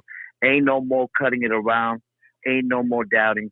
Tank Davis cannot fight no more leftovers. We cannot fight no more leftovers. It's either you're gonna fight a legit threat and you're gonna get paid like a pay-per-view star, like you say you are, or you just ain't gonna get paid. What you got to say with that? Well, Tank Davis is a draw. Like Tank Davis is probably one of the exceptions of the rules. Tank can fight anybody. I don't know, Coach. I don't know. Tank can fight me right now. 200,000 pay-per-view. Yeah, Tank 200,000 pay-per-view ain't gonna cut it with these new people, Coach. They ain't playing games. I mean, if they getting ready to cut the cord on Showtime, Coach, and they speaking with real money. They ain't gonna invest on no little man bringing in only 200 pay-per-view buys. Yeah, believe me that, Coach. That's not the way business moves. No, you're right about the pay-per-views. Yeah, because he won't. He gonna go back to what he normally did prior. But when I'm saying the gate, he gonna sell. Now I don't know what the price point is going to be. Maybe the price point changes depending on who he's fighting. But Tank is always going to sell out wherever he goes at, because he has a really good fan base. Tank is probably one of the only fighters. He's not the only one. It's probably three, but he's one of the only fighters that he's gonna sell out the venue anywhere he goes. Now pay-per-views, that's another thing. Mm-hmm. But Coach, this is great for boxing. I think this is one of the greatest things for boxing to happen in a long time. It's time to put pressure on these fighters to fight who they really got to fight. Now the days are gone from Floyd Mayweather and Manny Pacquiao, the great days where they were maneuvered a little bit to a certain degree. They're still legends in their own hemisphere, but the days are gone. Well, they're gonna pay this guy or that guy the money that they think that they deserve. The landscape is gonna be changing big time, Coach, and that's fact. And finally, Coach, we could finally say that Tank Davis will have to be forced to fight real threats now, and I can't wait, because like I told you, my dream's gonna come true. He's gonna get knocked out by either Teofimo, Shakur, or Devin Haney, and that's D-Block, D-Town, DC, D-Ville, Buffalo, stand up. Yeah, I mean, I've been hearing this. I've been hearing this rumor that Tank's supposed to be fighting him and Ryan got him and Teofimo Lopez supposed to be in negotiations. I don't believe that shit. I won't believe that until I see some official where did this report come from? Like, did it come from Tank Davis? Like, where's they got so many. This is the thing too, right? It'd be so many rumors out there, bro. Like, Pork Chop Willis supposed to fight Neck Bone Soup. Collard Greens supposed to be fighting hog maws and chitlins. We've been hearing so much rumors about this going down and that going down. Like, I definitely don't believe Tank is negotiating with no Teofimo Lopez to fight Teofimo Lopez. Ain't no way in the hell I believe nothing like that. True. Shit, nigga, I don't believe that. Like, listen, bro, listen. Like, where that came from? You get what I'm saying? Shit, I don't believe that shit. That ain't the Mayweather way. Caller, what's your name? Where you calling from? Troy Graham, Baltimore. What's going on with you, Coach? Troy, be more talk to me. Yeah, I was listening, man. To me, if I was in Heyman's position, this is just me. And he said he got 300 fighters or something like that, or close to that. You can't depend on pay-per-view. So what I would do is I would get back to, the farm system, which is Tuesday night fights and Friday night fights, and you put your fighters on that way, and then what you do, is you build an audience with these fighters, because honestly, they don't get paid a lot for going on these shows. Pernell Whitaker was on there, and the most he ever made on Tuesday night fights was $12,000. So Pernell Whitaker only making $12,000, and that was in his heyday. If he's making $12,000, You don't have to pay these cats that much because nobody knows them, but you build an audience for them. You say that was in his heyday. What give me be more. This is after he lost to Chavez. After he lost the Chavez fight, he was on like Tuesday Night Fights or something. He did a fight on Tuesday Night Fights, and he said, yeah, man, y'all got me on here and only paid me $12,000 or something like that. That was a Tuesday Night fight. But yeah, because you know what, man, you got all these big businesses out here, these Pradas, these Gucci's, but you know what people don't realize is these companies own a lot of dollar stores, own a lot of five and below stores. That's what keeps the lights on and doors open, because you can't always depend on someone to pay $7,500, $10,000 for a person to shell out a couple of million for a pay-per-view. Because if you do your Tuesday night fights right, your Friday night fights right, you could generate $250,000 that night. I mean, because really the ringside seats back in the day when I used to go to the fights, and these were local fights, they were $250, right? And that was years ago. So you know, you could, and you sell food there. You got that going on for you. So you know, that's what's actually missing, because nowadays we don't know these fighters, and it's nothing. The fans aren't really being given anything. Most of the best fights are on social media with the back and forth talking. That's where most of the best fights are. All right. They ain't in the ring no more. All right, Coach. All right, shout out to Troy, man. Salute, fam. Yeah, I mean, bro, like, and I'm not gonna lie, I have been preaching this. I don't know about, you know, this is one thing I have been preaching. I say, man, if I'm a network, I let the promoters know. If you come into my network and you want my white dollars, you're gonna have to give me the fights that I want. I'm not giving you no guarantee to see Errol Spence fight doggone Ugas, or to see Tank fight Mario Barrios, or what the dude name, Roland Romero. I'm not giving you no guarantee to see doggone Canelo fight Coach Malachi Williams. You know what I mean? No, if you want the guarantee, Canelo is different. Canelo and Tank is different. You know what I mean? Carla, hold on. Because those guys are draws within their own self. Tank is gonna sell wherever he go at in the country, right? And depending on who he fights, that would determine the price point, probably what they're gonna charge to come in for a fight. You know, there's not a bunch of Ryan Garcias out there that Tank is gonna fight. So you get what I'm saying? So, but he's gonna do okay. He's gonna sell the venue out. But every fighter doesn't have that luxury. Like someone like a Jermell Charlo, he ain't got no fan base. And I've been saying this all but the past couple of weeks. The dude ain't got no fan base. I don't see no niggas ride for him online.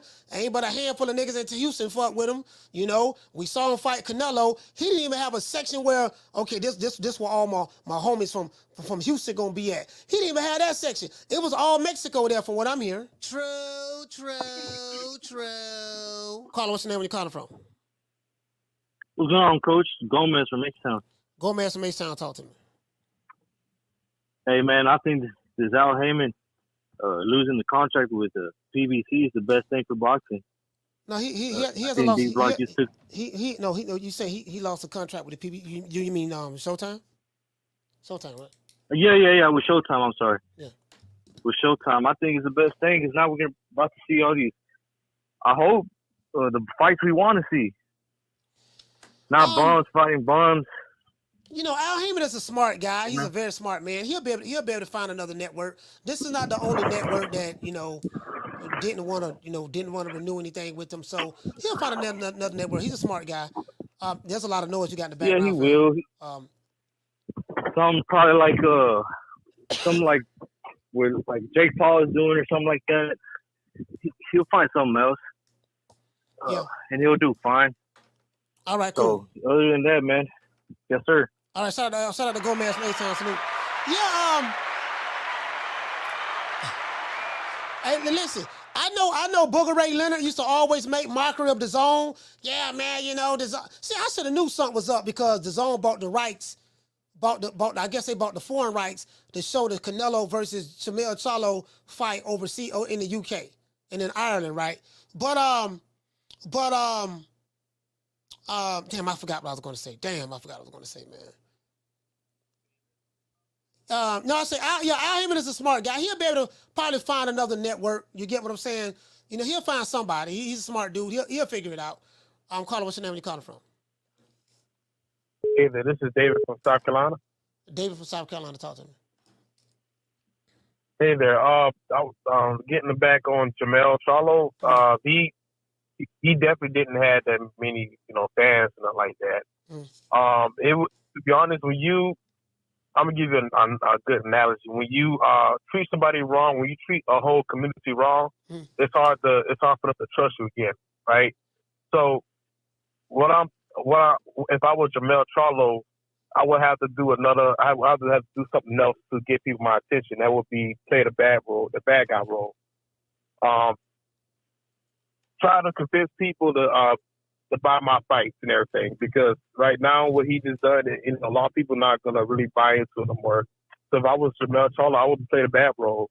Like I forgot what the guy when he took the Puerto Rican flag down. I mean, because he don't have that much option anymore. He talking about Bernard Hopkins. Yeah, but behind Hopkins. So he don't have that much option anymore. So now I don't. No. I think he's done at this point. But I mean, if he can build himself back up, that'd be a good thing. No, you know what he can do, and this is a suggestion that I have, but I don't think Jermell Charlo has enough humility to do it. If I'm Jermell Charlo, I do a press conference, and I apologize to my boxing fans. I say, I understand that, and I read a statement, have a publicist write it up. I do know that I let the boxing world down. I let a lot of my fans down in Texas and around the world, even though he ain't got no fans around the world, but just say that anyways. I know you guys thought that, expected me to perform a whole lot better, and I didn't. I talked a lot of trash, and I didn't back it up. A lot of you guys said that I was very quiet during the press conference, and some of you even feel like I threw the fight. Understandably so. I let you guys down. I was wrong. Please allow me to come back into your good graces. I know I have a lot of making up to do, but I was wrong for letting you down. I did not compete to the best of my ability, and I promise you guys, if you give me one more chance, I will do better. Just please allow me to earn your trust back, and just watch what I do from this point forward. Now, he should do a press conference and apologize to the fans, because the culture that he said he was doing it for is upset with him. But Jermell Charlo, his humility won't allow him to do that, because he let the fans down. And if you want if you want the fans to get back in your corner, that's what you should do.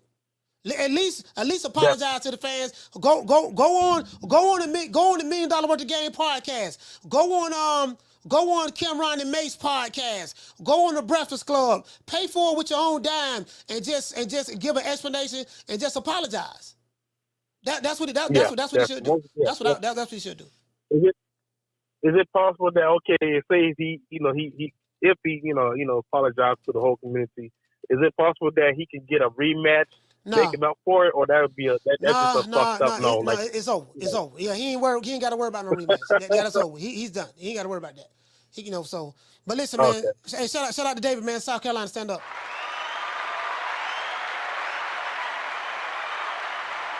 Yeah, the nigga. Listen, man. Listen. Right now, he needs to go on an apology tour. Right now, he need to do what Jose Benavidez did. Go on an apology tour, and when you go on these different podcasts and they ask you those tough questions, say, man, come on, man, what happened, man? Why you didn't perform like we thought you was gonna perform? You talked a whole lot of trash. You did this, you did that, but you didn't do none of those things. Explain to the boxing world what happened. We must internalize the flatulation of the matter by transmitting the effervescence of the Indonesian proximity in order to further segregate, to preclude on the issue of world domination, would only circumsize the revelation that reflects the aphrodisiac symptoms which now perpetrates the Jericho's activation. Boy, listen, he gotta come out and apologize, dog. But he ain't gonna do it. He gonna be like, nigga, I'm rich. I'm driving Lambos with suicide doors. Y'all broke. Y'all ain't got no money. I'm Jermell Charlo. He ain't gonna do that. His arrogance won't allow him to do that. Come fucking with me, you gonna get knocked the fuck out. I'm a knockout artist, baby. You get what I'm saying? So, that's all I'm saying. I read you guys the characteristics of a lion, right? I read you guys what the characteristics of a lion is, and we didn't see that. We didn't see that. And I respect what my brother Timothy Bradley saying about, it was a mismatch. Jermell Charlo ain't had no business in the ring with Canelo. And he was right about that. But one thing that wasn't a mismatch, the guy didn't show any fight. Call what's your name where you calling from? Martin from Oakland again, Coach. Martin from Oakland 2 times. Yeah, Coach. I agree 100% that Charlo should apologize. You think if he just admitted, and even if it isn't a legit apology, a legit admission, if he just said, you know what, the moment was too big for me, the situation was too big, I've never been in that, level of fight against that type of opponent, and I just froze up. I didn't know what the fuck I was doing. The plan just flew out the window. I was just in there basically holding my dick, doing nothing. Do you think that'd be enough to get people to forgive him? Or do you think no matter what he says, nobody's going to care? It's a start. It's a start. What I'm saying is, if you hear you got to check the temperature in the room. If the fans believe you threw the fight, if the fans believe you was a coward, you was running, and because you did do some coward shit, you was running, and they ripping you on different podcasts, non-boxing podcasts. They're ripping you in the hip hop world. They're ripping you on different content creators that have nothing to do with boxing. Everybody's talking about this, right? You got to go on a redemption tour. At least go back and apologize. Now, I'm not saying that everybody's going to forgive them, but listen, people will respect that. You know what, dog? You came out and apologized, dog. We was 38 hot at you. Now we ain't gonna buy no more pay-per-views from you, because he'll probably never be on pay-per-view again ever in his life.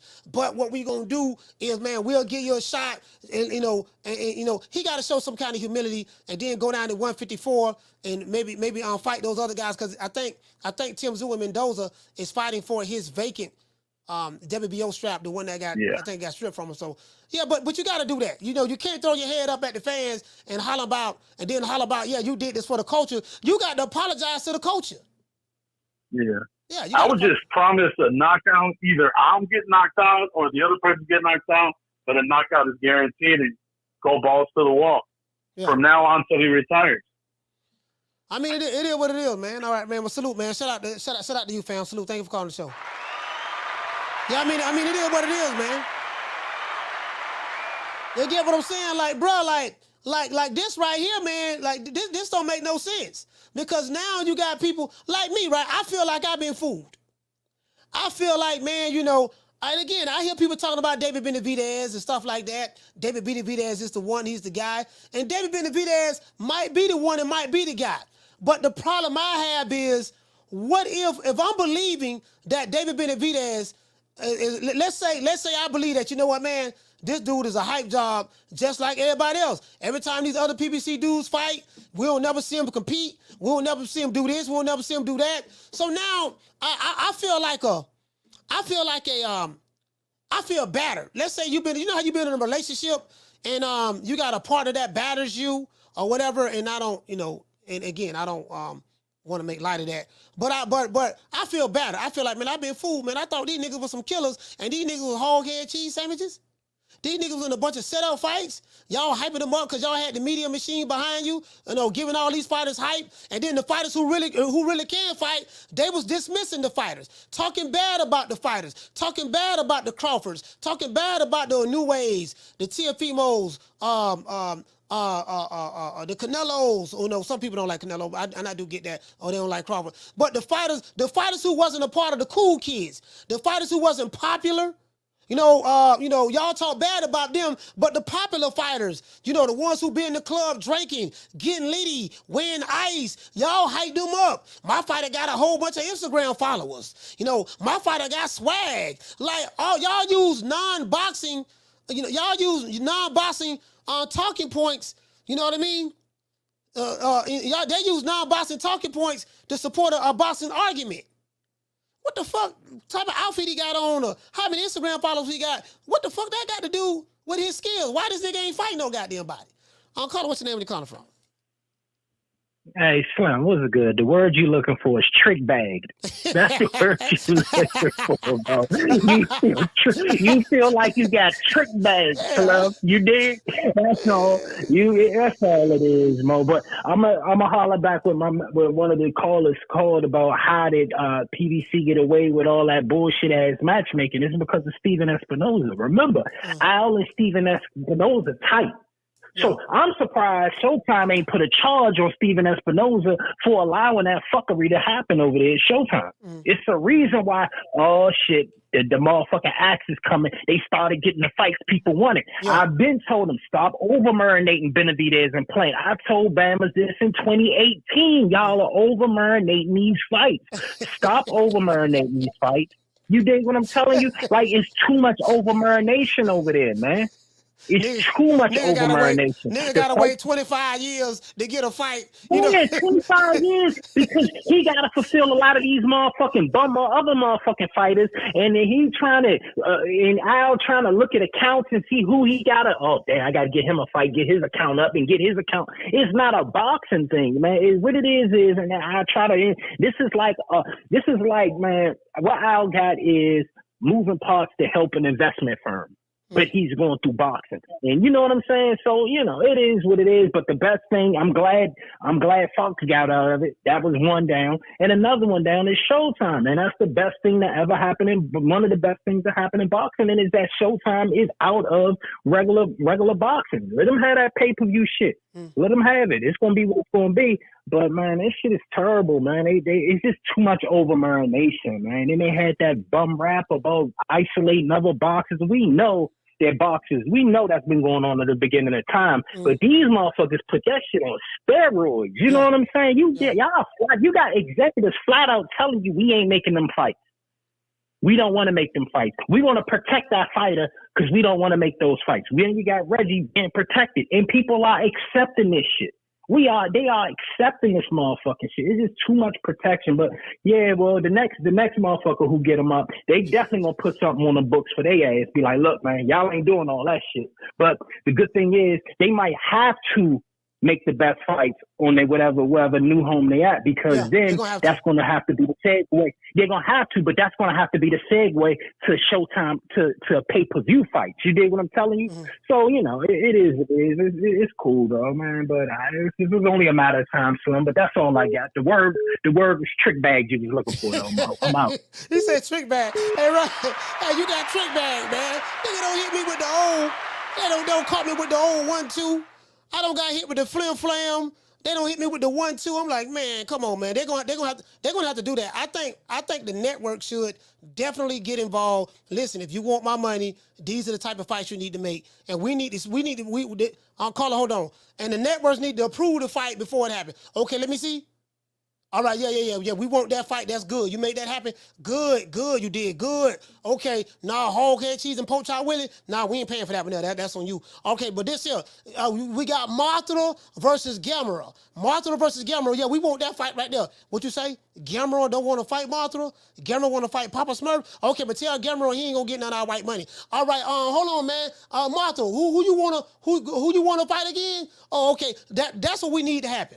Carla, what's your name? Where you calling from? What up, Coach Yamas from Brooklyn, man? Brian Yamas from Brooklyn. Talk to me, fam. Ain't nothing, man. Yo, good show today.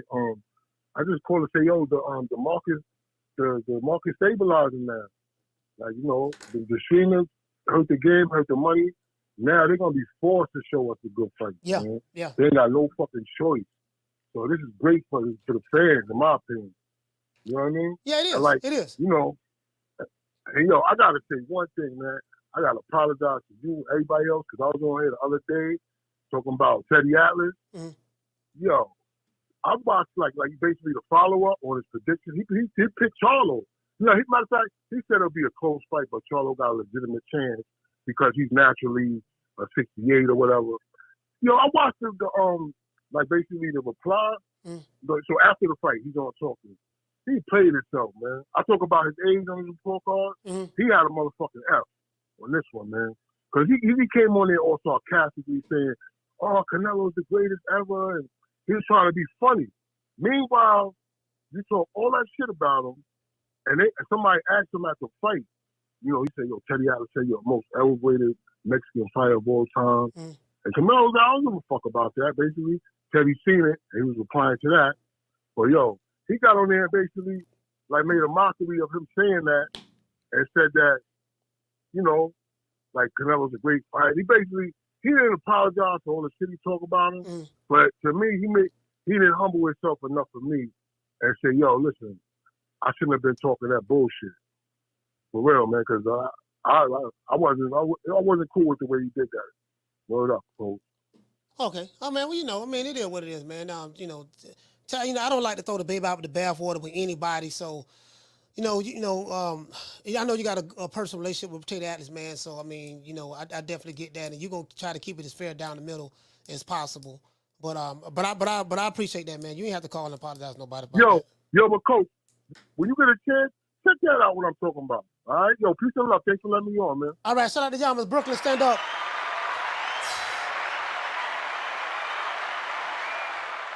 See, this what it is now. Right? I told y'all, Al Haymon is in the Canelo business. Canelo is priority number 1, 2, 3, 4, and 5. You know, some people say this is a going out of sale business. As you can see this picture right here, this quick illustration, you see Canelo standing in the middle with a smile on his face, with a crown on his head. Directly to Canelo's left is Al Haymon smiling, pointing at Canelo. If you look down here at the bottom, this is David Benavidez with no hair on his face, peeping up out of a hole. Now, I don't know why he's in a hole, but it is what it is, right? He's looking at sideways, giving Canelo the side eye, right? Over here to the right, you see the Charlos. You got Jermell Charlo consoling Jermell Charlo. And then over here to the left, you see my dog, Booger Ray. Booger Ray is on his hands and knees, bowing down like he normally does. True. That's good old Booger Ray right there. That's Booger Ray for you, boy. Booger Ray, soon as he get behind a fighter who popping and doing something, he becomes a groupie. You know, oh my gosh, yes, oh Canelo, I always knew you can do it, buddy. Yeah, you know, all that stuff Floyd said about you in the past, you know. Again, I don't want to leave any names out, but, about all that stuff Floyd said about you, don't worry about it, buddy. Canelo, I didn't agree with none of that. I always knew you was great, and, I didn't say you was on steroids. Floyd say that. I had nothing to do with that. No integrity. This nigga on his hands and knees, bowing down. Carlo, what's your name? Where you calling from? What's up, David? What's up, Coach? Derek from Florida. Derek from Florida, talk to me. Yeah, cool. For Canelo, I think he should fight the winner of Bubu Andrade or David. I know some people saying Bud though, but I think in my opinion, I don't think Canelo gonna fight Bud. I don't think he's gonna fight him. Because we really asked about it, he wasn't like looking forward to. But I think they're gonna make him fight the winner Bubu or David. But in my opinion, though, I think one thing about it, you can say about David, though, but he ain't from a rock fan. He's going to come up and fight. I got David being Canelo because they be acting like they say, oh, David get hit a lot. He ain't got no defense. Canelo get hit a lot, too. He don't got no defense either. John Ryder put up a better fight. Coach, you seen John Ryder fight? Yep. When he fought Canelo? Look, while watching Canelo getting hit so many times by John Ryder, imagine David put his hands on Canelo. I feel like David beat him, in my opinion. So good fight. I think it's for the fans. That's my opinion. So that's my call on it. All right, shout out to Derek from Florida. Salute. Yeah, man. Old Booger Ray doing what he does best. Make it last. Make it last forever. Don't let I love me.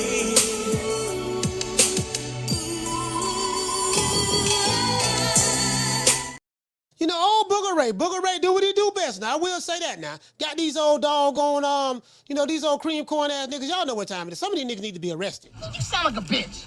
Bitch. Man, I ain't worried about jail. Shit, man, I don't give a damn about going to jail. You can take me to jail. Take me to jail? Shit, lock me up. Lock me up? Throw away the key. Throw away the key. Caller, what's your name? Where you calling from? Des Buchanan calling from Mobile, Alabama. Dez from Mobile, talk to me. Yeah, man. A lot of people on Charlo, man. I can't hold, that much hostility, that much energy towards the man. I mean, it was an uphill battle. Let's be honest about it. Like, point blank period, from the beginning, it was looking like a cherry pick from Canelo. It was. You talking about fighting a man 2 weight classes your junior. Ain't fought in however many months. It was a year and some change. It was an uphill battle from the jump. And the man took it. I mean, you get the Canelo call, you get the Tank call, you take the fight. You're a prize fighter. This is the biggest prize you're probably going to see. So I ain't mad at the man for, getting in the ring, testing himself, getting in there, realizing, it wasn't his night, getting out of there, with all his wits about him so he can live the fight another day. Not that mad about him. I mean, not that mad about it because, from the very beginning, the shit sounded weird, it should have been Benavidez or Boo Boo, you know what I'm saying? And then Charlo came in later in the discussions, and the shit sounded weird. I was like, Charlo, like, for real? But that's the fight they ended up making happen. Canelo took it. It's a cherry pick on his part. And not only this, honestly, Coach, Canelo ain't looked that good. Still. We know he's still, nursing a hand injury, whatever. But fighting a man like that, he should have been pressing the issue to, make a statement, you know what I'm saying, more than he really did. You ain't seen no type of combination punches. You didn't see him trying to close the distance. He was cutting off the ring and stuff like that. He wasn't really pressing the issue on, getting to him when he actually did, cut off the ring. Because, Canelo in his prime, you see them rapid fire combinations. I can't recall, a single instance of real flurries. It was mostly single shots. So this version of Canelo, I honestly feel like, even with Terrence being a smaller man coming up, again, a couple of weight classes, Terrence has been competing at a much higher level consistently over a period of time than Canelo has up to this point in time. So at very least, you got a real competitive fight, as if that fight does transpire, take place. But I honestly feel like, Terrence got a real shot at, giving, this man Canelo a legitimate L on his record. Another one. So let me, I totally disagree with you on this. Let me explain why. Okay, in one breath, you say that Canelo, this was a cherry pick. Jermell Charlo, who is bigger than Terrence Crawford, taller than Canelo Alvarez, has a longer arm reach, and was bigger than Canelo that night. Really, Jermell Charlo probably should be fighting at 168 or at least 160 because he's really big. You're saying that Canelo pulled this guy up 2 weight divisions, and, he didn't have the business in the ring with Canelo, the cherry pick. That's what you say, right? But then yet you want to see a guy that's 3 weight divisions smaller than Canelo and Terrence Crawford. You wouldn't mind seeing that fight between Terrence and Canelo. But in one argument, the argument you made before was that Jermell Charlo had no business in the ring with Canelo because he was 2 weight divisions smaller than Canelo. How does that make sense to you? It's a couple of different things. Again, it's not just the size. It was a layoff as well. It's the first time, at the weight, coupled with the layoff. Ring rust is a real thing. You laid off for, a year and a half, and then you coming back against, an all-time great. That was an uphill battle for this man. And again, Terrence Crawford has been active. And not only has he been active, he's competing at a higher level than Canelo is right now. We just watched somebody in which was supposed to be the all-time greatest, one of the all-time greatest welterweight fights to have happened to date. It was completely one-sided. It wasn't even a contest. So, just the level at which this man is competing is at a higher level than what Canelo is currently competing at right now. So I think it would be competitive when you look at it that way. All right, man. Daz from Mobile, Alabama, man. You made your piece. Salute. Thank you for calling the show, brother. Yeah. I disagree with that too because maybe Errol Spence wasn't what they was hyping him up to be. And I've been telling you guys forever. I'm like, man, Errol Spence is a basic flat-footed fighter. Errol Spence benefited from a lot of PBC marketing and matchmaking. So he's a good fighter, but he's not a great fighter. You know, just think about it. The hype that he received, he beat Mikey Garcia. He beat Mikey. You know what I mean? He beat Ugas. You know, he beat Danny Garcia. Like a lot of these guys, like Mikey Garcia was too small. You know, and Ugas and Danny Garcia, they weren't no hell of a fighters any goddamn ways. You get what I'm saying? So, yeah, I totally disagree with that. And you can't tell me, you know, and I hear what he's saying, Terrence Crawford competing at a higher level and what he did to Errol Spence. But Canelo Alvarez is not Errol Spence. I can damn near promise you that. Canelo Alvarez is not Errol Spence. That's one. And two, like Terrence Crawford is 3 weight divisions smaller than Canelo.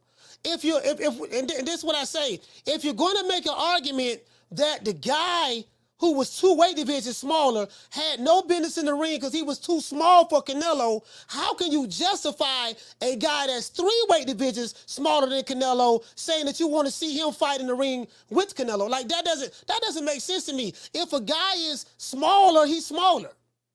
Why is one smaller guy it's not justified in being in the ring with Canelo, but the other small guy is? Now, of course, Terrence Crawford want to fight him. Of course that. But Jermell, you get what I'm saying? And listen, there's nothing in my mind that tell me Terrence Crawford gonna come in there and lay down. I know Bud gonna fight, but he's still a smaller guy. You know, you get what I'm saying? So I don't get it, dog. I don't get it. You know what I mean? So, Carlo, what's your name? Where you calling from? What it do, Coach? It's Big John from Texas. Big John from Texas, talk to me. Hey, man, I just want to say, you know, before Saturday night's fight, you know, if you were to ask me anything about Canelo, I would sound like a Canelo hater based off of my, you know, assessment of the guy. But after Saturday, you know what I mean, he's going the right direction that I want him to go. All this talk about Charlo not, you know, being 2 weight divisions below, I don't want to hear none of that shit. The dude's been calling him out for years. Never moved up, wanted to stay there. The other Charlo moved up just 1 weight class and only fought 1 notable name. How is that going to be preparing you for a Canelo fight if you're going to be calling the dude out? You know? Mm-hmm. Yeah, I mean, that's the thing. He said a whole lot of stuff, so he got the fight he wanted.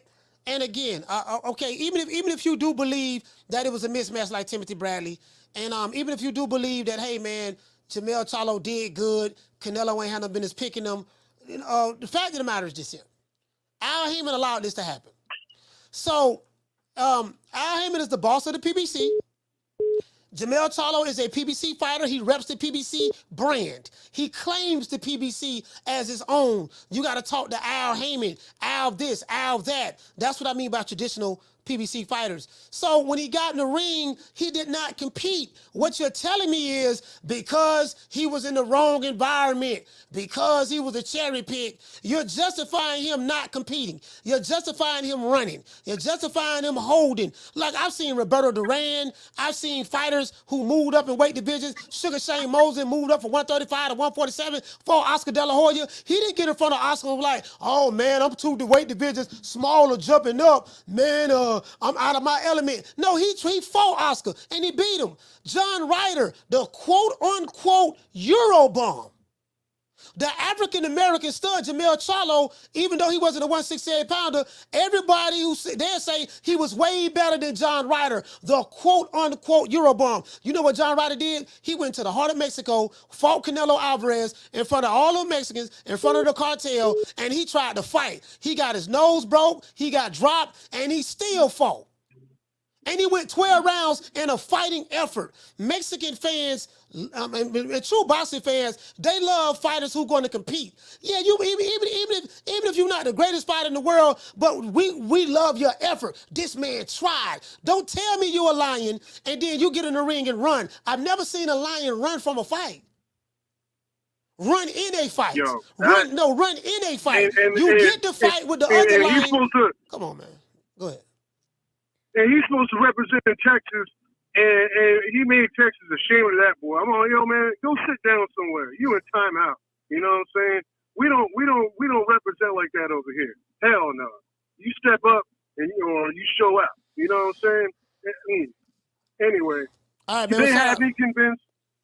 All right, man. Appreciate it. Shout out to Big John. Salute, Texas, stand up. And this is another thing, right? I get what my brother.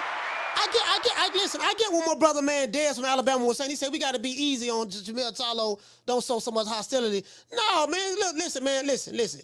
Jermell Charlo talks so much shit. Call, hold on.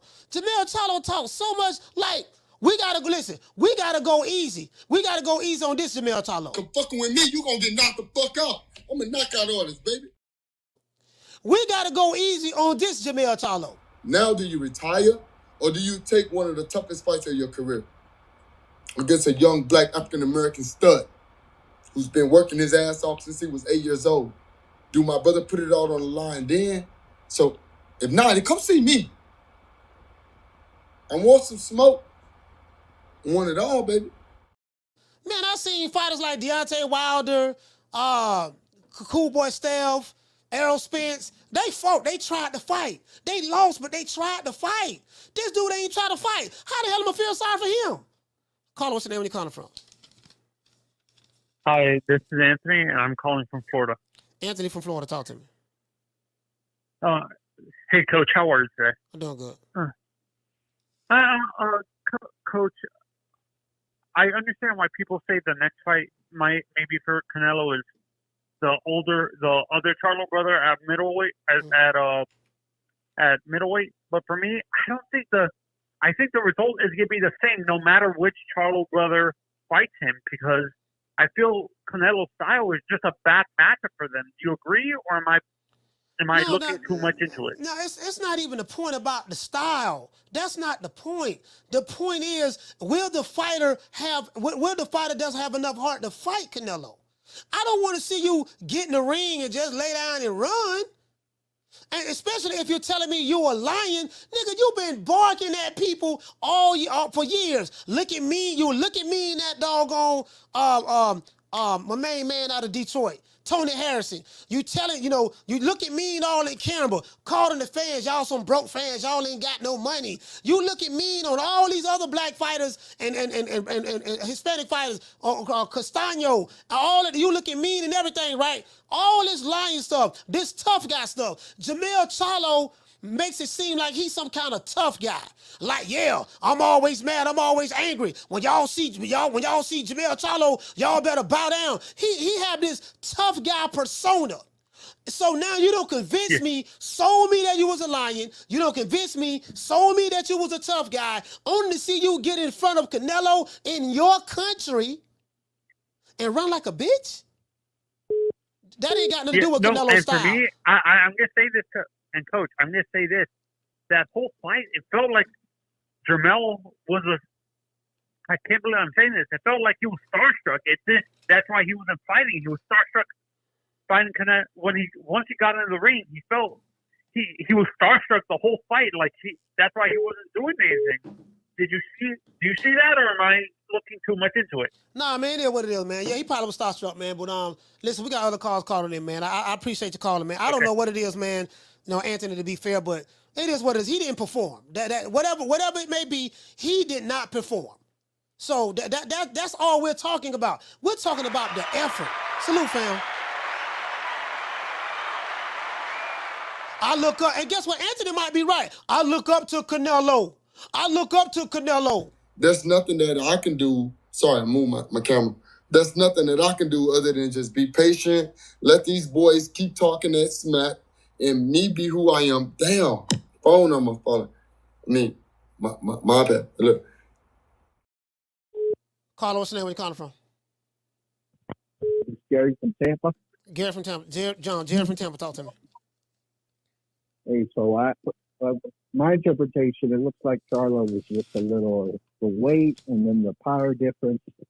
And then after seeing what Crawford did to Spence, he's not trying to end up on the same, he wasn't trying to get embarrassed. And honestly, I wouldn't be surprised if he ends up fighting Crawford and fighting the same way. But Coach, what's killing me, a lot of the fans now, they're impressed with Canelo because he did that to someone in the PBC, to Charlo. But, when he beat Kovalev up at light heavyweight, they had excuses. Kovalev was a nobody by then, according to them. They did the same thing with Crawford. I think Crawford at welterweight, he beat like 3 undefeated welterweights before fighting Spence. One of them a champion, but they were all nobodies. And then Spence was fighting, you know, lightweight Mikey Garcia, and he was the best thing since Coca-Cola. But that's all I got for you, Coach. All right, man. Shout out to Jerry from Tampa. Salute, fam.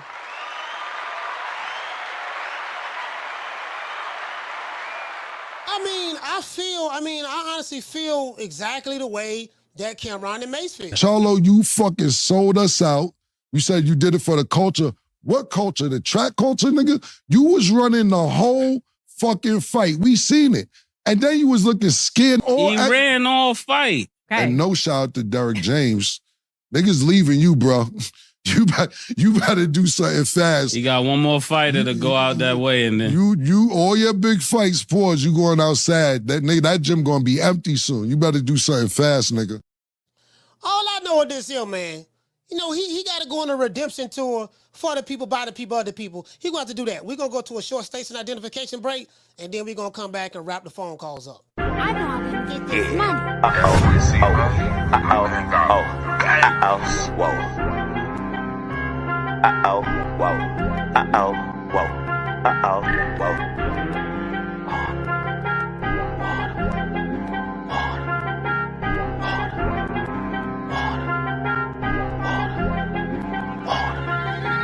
Talking water, water, water, water, water, water. My bracelet costs about 40 and my necklace costs a quarter. Talking water, water, water, water, water, water. I go stupid like on Boosie. All this jury got me foolish. All this water, water, water, water, water, water. All of these diamonds, they bright, so you gon' see me at night. All of this water, water, water, water, water, water. Now I be drip, drop, drip, drop. Water, water, water, water, water, water. When your daughter see this water, she gon' let Boosie record. Them little niggas in the A, they making deals off the wall.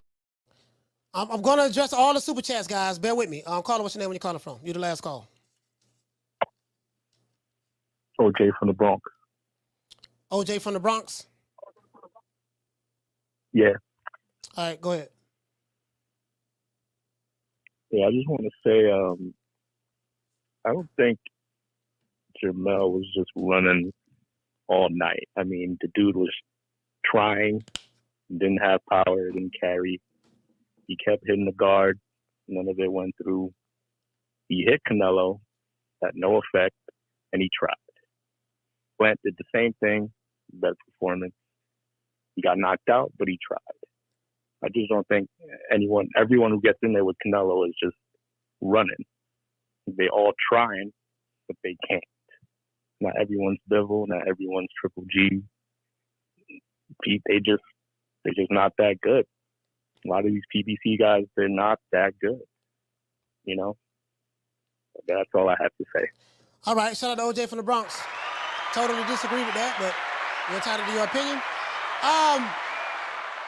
Shout out to Boston Gems for dropping that quarter upper. Bam, dub on your boy. Hey, Leroy. Super chat received.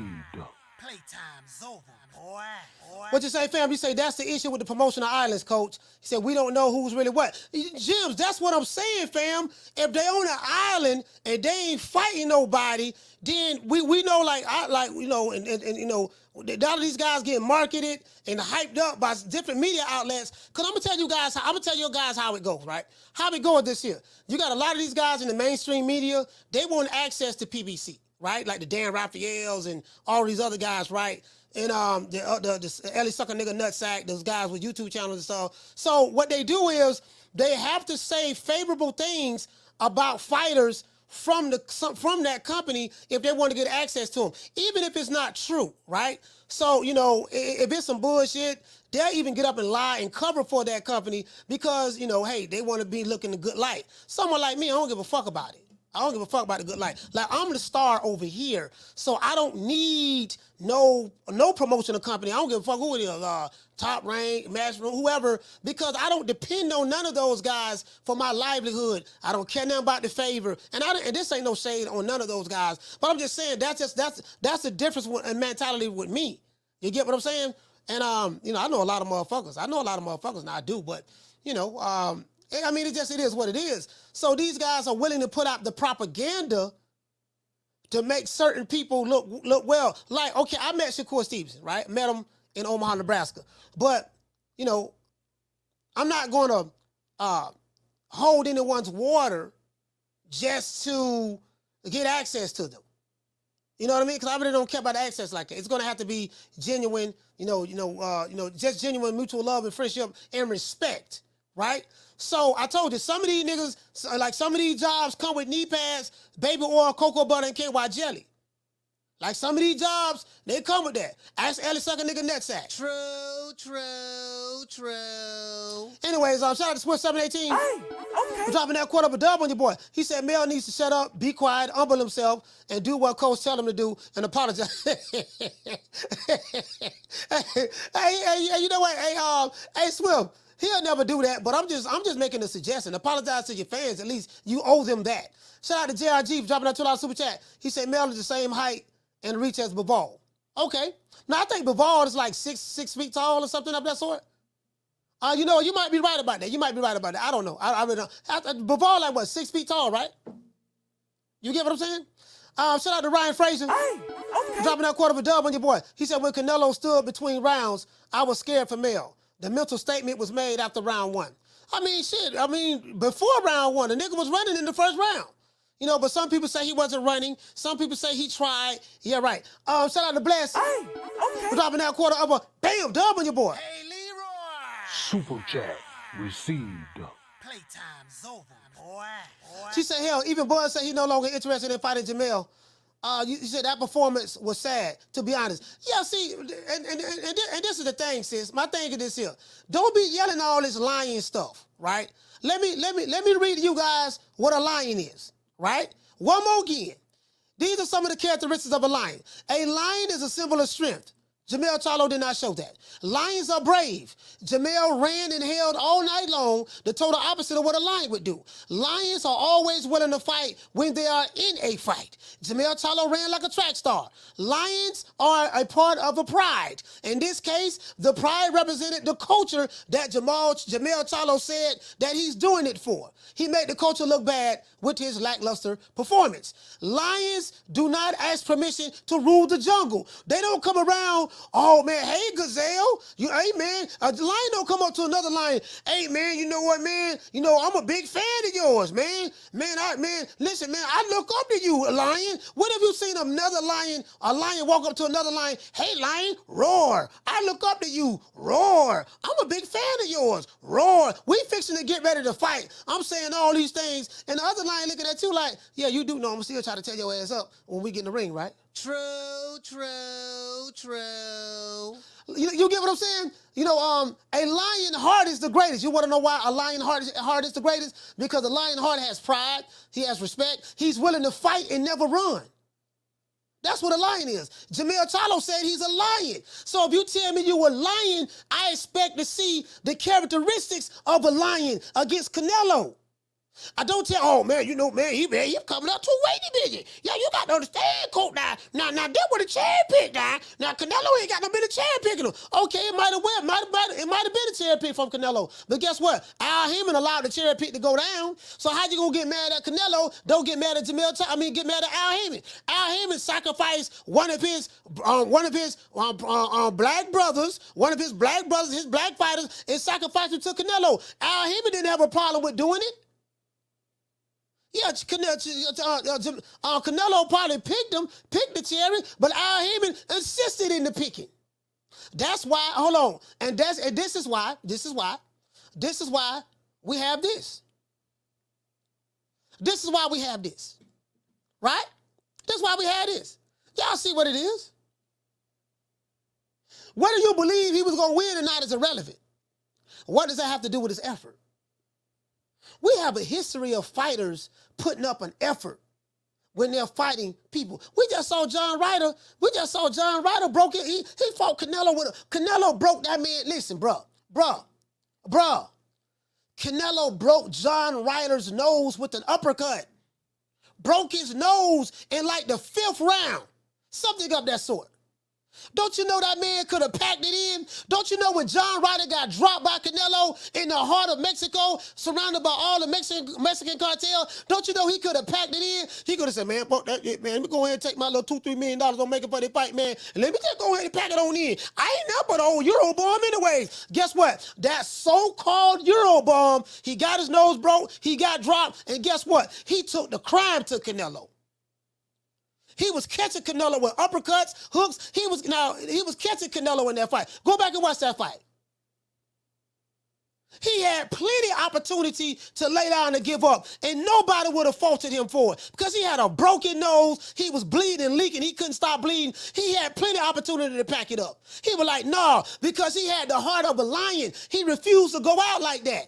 You trying to tell me the African-American stud who's supposed to be greater than the so-called Eurobomb, he didn't have the wherewithal to stand up and fight? And I don't want to hear nothing about no goddamn weight, John Ryder's 168, because if he's a so-called Eurobomb, then that means he's inferior to Jermell Charlo, the African-American stud that's a lion from Houston.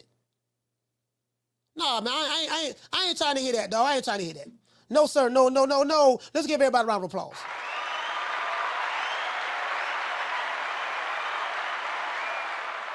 Yeah, so see, one thing about him, I ain't finna care for him. I'm not finna care for him. Like I said, they can call me what they want to call. I really don't care, dog. I don't care. I'm gonna call it the way I see it, how I see it, and those are the facts. Can a nigga borrow a French fry? And my first thought wasn't, oh my God, he said the word, the N-word. It was, now how is a nigga gonna borrow a fry? Nigga, is you gonna give it back? You get what I'm saying? Like lions. What lion you know talk like this? Come fucking with me, you gonna get knocked the fuck out. I'm a knockout artist, baby. That's a lion. Fucking with me, you gonna get knocked the fuck out. I'm a knockout artist, baby. Like, that's a lion. Like, people, that's what people was expecting to see. They didn't see that. Did you get what I'm saying? You got this nigga around here niggas playing. When it come to certain fighters, he niggas playing. Chicken George and buck dancing. Saying, bro, like, my nigga, like, well, do you want to fight or what? One minute you say this about, yeah, man, I ain't thinking about no Crawford, man. He ain't even in my weight division. I ain't thinking about him. He need to go ahead and do this and do that. You say that in one breath, and then as soon as Canelo whoop your ass, yeah, I want to fight Crawford. Yeah, I'll come down to fight him at 154. Don't ask me about Crawford, because that motherfucker ain't in my division. Like, we talking about a 147-pounder that was a 140-pounder. We need to fucking copper. I get it. He won the undisputed, right, at 147, at 140. This shit is different when they get down to 147. How y'all want him to fight me? How are we talking about somebody that ain't even fought in the division? How do he just jump from there to there? Like, what connection do he got to this world? That guy. The lion, huh? Come on, man. Crawford, go fight. Y'all fight each other. I'm busy. Motherfucker, I'm busy. You was busy just yesterday. Now today, hey, I want to fight Crawford. Yeah, I want to fight Crawford. Hold on, you were just saying you were busy yesterday. What happened? You ain't busy no more? Oh, no, I ain't busy no more now. I'm ready for him now. But you were just busy yesterday. Yesterday you were saying, why y'all wanting to fight me? Like, how did he get from here to there? Like, you get what I'm saying? That's what you were saying yesterday. Come on, man. True. Yeah, nigga, you busy, nigga, busy motherfucker running. You need a testosterone injection. Your estrogen is getting the best of you, my brother. You need a testosterone injection. Your estrogen is getting the best of you, my brother. You are part of the estrogen-based anti-masculinity movement. Stop worrying about me with no shirt on. You are part of the estrogen-based anti-black masculinity movement.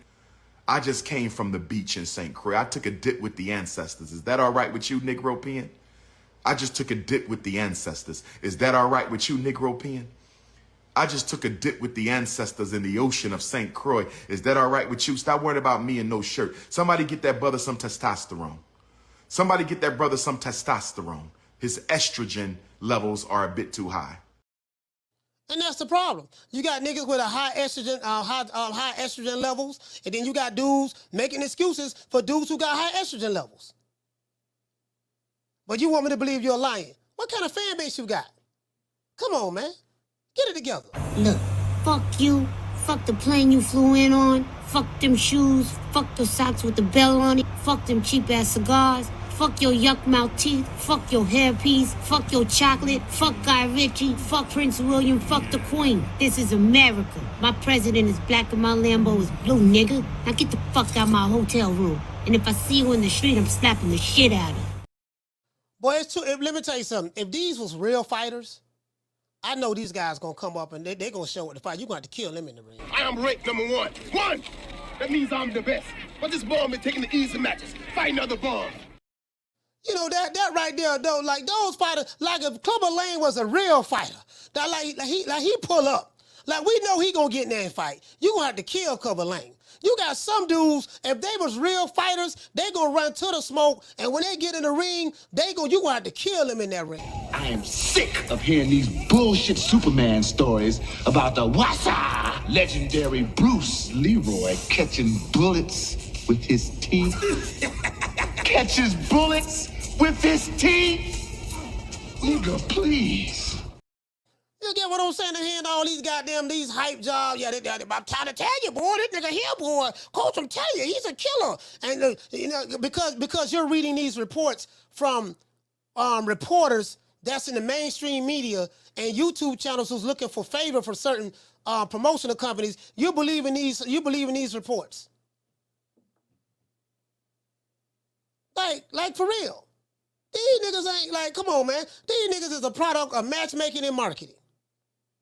And controlling the narrative with the channels that they control. That's what this shit is. I'm starting to question, like, you know, man, some of that shit, I don't even think some of them niggas even that good, dog. Like, they good, but they're fighting on their farm.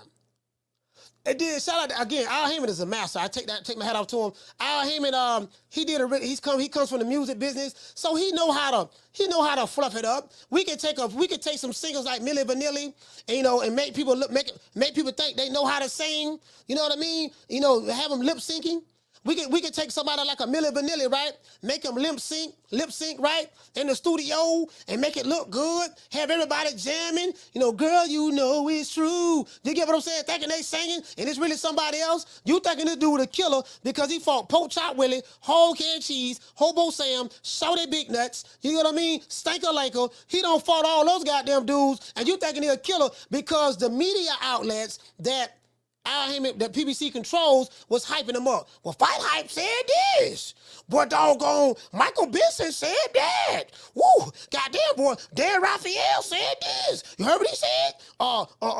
Trump side, you know, Doodle Brown, Fag Norn, Janitor 40. Boy, you heard what they said, boy? The Alphabet Boy, Jabba the Hutt. You heard what they said? Boy, everybody know that dude a killer. Dude, you do know that's the oldest trick in the book. Listen, man, that's propaganda, man.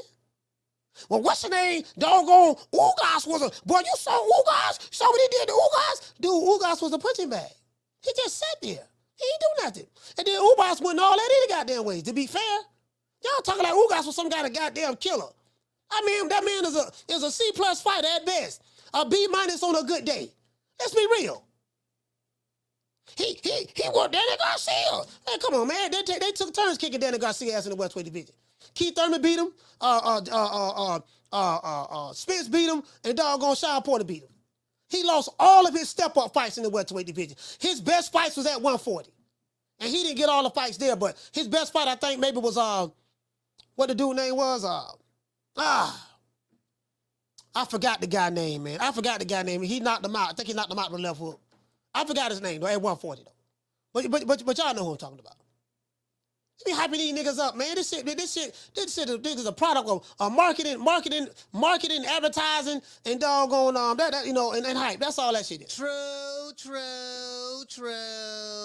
Hey, shout out to Retro. What you say, fam? He said, yeah, they were doing that heavy lifting. Y'all that heavy lifting bullshit. Yeah, nigga, he did the heavy lifting. He did the heavy lifting. He was gonna clean up his side of the street first. He gonna clean up his side of the street, and then, yo, Matisse, Lucas Matisse, that's who it was. Shout out to Tate. It was Lucas and Matisse. That was his best fight. Yeah, doggone, we did the heavy lifting. Yeah, I fight. They listen. They talking like a nigga in the gym lifting weights. I lift weights every day. Well, not every day, but about 4 days a week. Like they talking like a nigga in the gym lifting weights. He did the heavy lifting. What, the nigga a weightlifter? True. Yeah, he did. He did 225. He bumped it on his chest. He bumped it off his chest 4-5 times. He repped it. He did the heavy lifting. And that man fighting pork chop bones, neck bones, collard green stems. Nigga fighting fat backs, hog maws and chitlins, hog head cheese sandwiches, Chico sticks. Hey, come on, man. True. I want to believe that David Benavidez probably will beat Canelo, but I don't even know about that now. Because what if David Benavidez is just another hype job? I'm not saying he is, but what if he is? What if David Benavidez has been a product of PBC marketing? Like, okay, we looking at these guys, he's fought. Their styles is tailor-made for him, stuff like that. Like, what if, though? Let's be real. Let's be honest. Come on, man. I don't know, man. I don't know. Right now I'm leaning towards Canelo beating him, but I want to see that fight. Did Canelo need to fight that dude next? Shout out to JX. He said, I'm sorry, coach. Once Bud get hit, he would run like the lion. I totally disagree with that. You ain't got to apologize to me. I totally disagree with that. If you believe that, Terrence Crawford ain't running from no nigga. I can damn that guarantee that. Shout out to JRG. But I can also guarantee Canelo ain't gonna fight him. Canelo don't want to fight that dude. I can promise you that. That ain't happening. And he said that he ain't gonna fight him. So shout out to JRG dropping out $2 super chat. He said PBC purebred cherries. I mean, it is what it is. Shout out to Alex Becker dropping out $2. He said Mel entered the ring of the Wizard of Oz last Saturday. I mean, it is what it is. He did what he did, and so be it. You know. So but yeah, man. The fight I do want to see. You know, Jermell go back down there, fight Tim Tszyu, fight the winner of Tim Tszyu and Mendoza.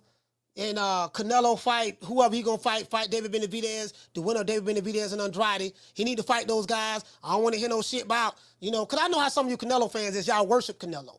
Some of you, not all of you Canelo fans, but some of you Canelo fans, you'll sniff the fart out of his ass cheeks. Like he can't do no wrong. You get what I'm saying? And that's some bullshit. But right now, I want to see him fight David Benavidez, the winner of David Benavidez and Andrade. Both of those guys are 168 pounders. They're in this weight division. You know what I mean? He need to display his greatness over Benavidez. If Benavidez is a hype job, expose him for the hype job that he is. And if Demetrius Andrade has a terrible style, then expose that terrible style for what it is. If you're a Canelo fan, if that ain't what you talking about, if that ain't what you motherfucker talking about, I don't know what to say to you. You can take that shit somewhere else. You know what I mean? Unsubscribe and leave. I don't give a fuck. But I ain't talking about Canelo fighting no smaller guys, moving them up. None of that. He fought Jermell Charlo. Jermell Charlo talked that shit. Fine. Now I want to see Canelo fight those other guys in his weight division. If everybody's convinced that he's going to beat them, and he probably can beat those guys, maybe he will beat those guys, but we need to physically see it. Just like we physically saw him fight John Ryder, just like we physically saw him fight Jermell Charlo, just like we physically saw him fight Triple G for the third time, just like we physically saw him fight Dimitri Bivol. It's time for us to physically see him fight those other guys. And if you're a Canelo fan, you should want that too. You get what I'm saying? So come on, that's all I'm saying. Let's give everybody a round of applause.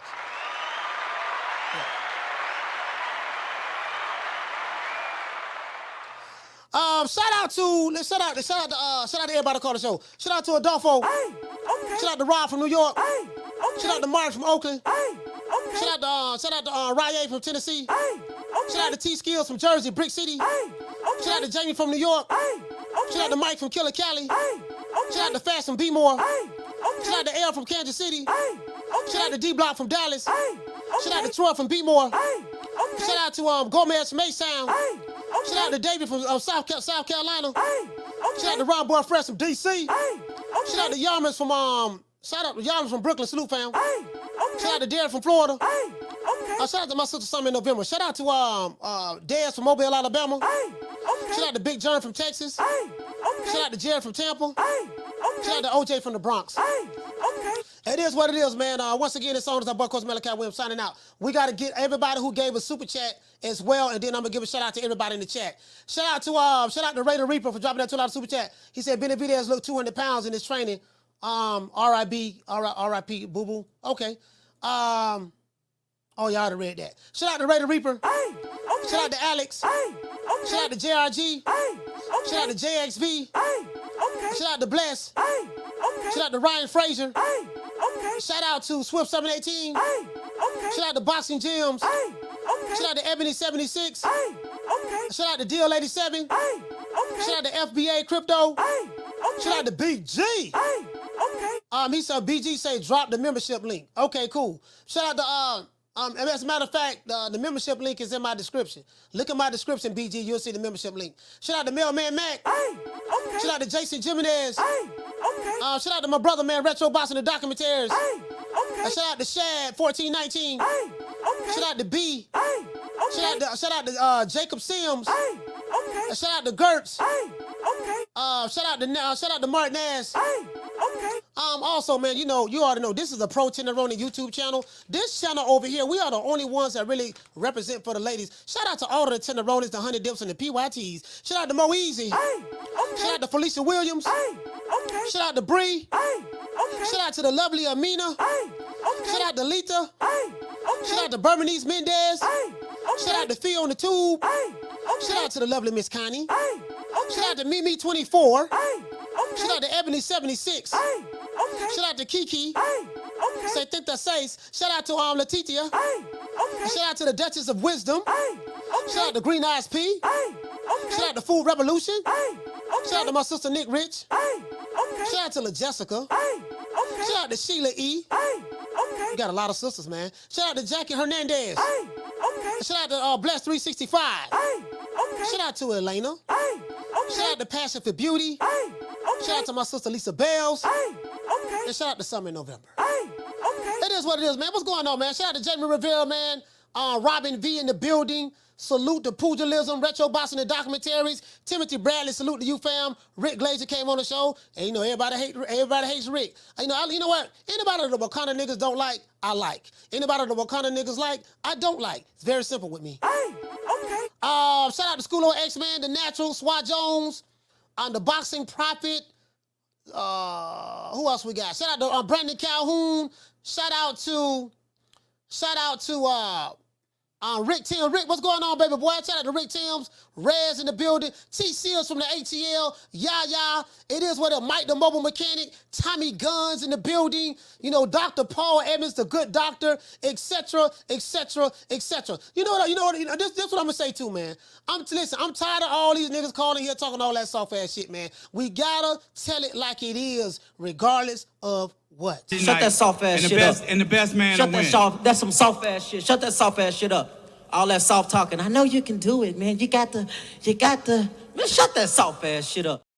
Do you get what I'm saying, though, man? It is what it is, man. Some of you dudes, I don't know, man. Like, some of you, y'all, man, see what we got to do, coach. No, man, I think you're looking at it all wrong, man. The man tried. He was trying, dog. Y'all, everybody who saw the same fight said he was running. No, yeah, he wasn't seeing that. All them people hating on him. So everybody in the arena was hating. All the podcasters hating. They ain't hate on him before, but all of a sudden they hate on him. Yeah, that's a conspiracy, man. You looking at it all wrong, man, coach, man. That's the problem, dog. You got to understand what it was. Yes. Yes, surprise. You gay. That's not all. Go in there.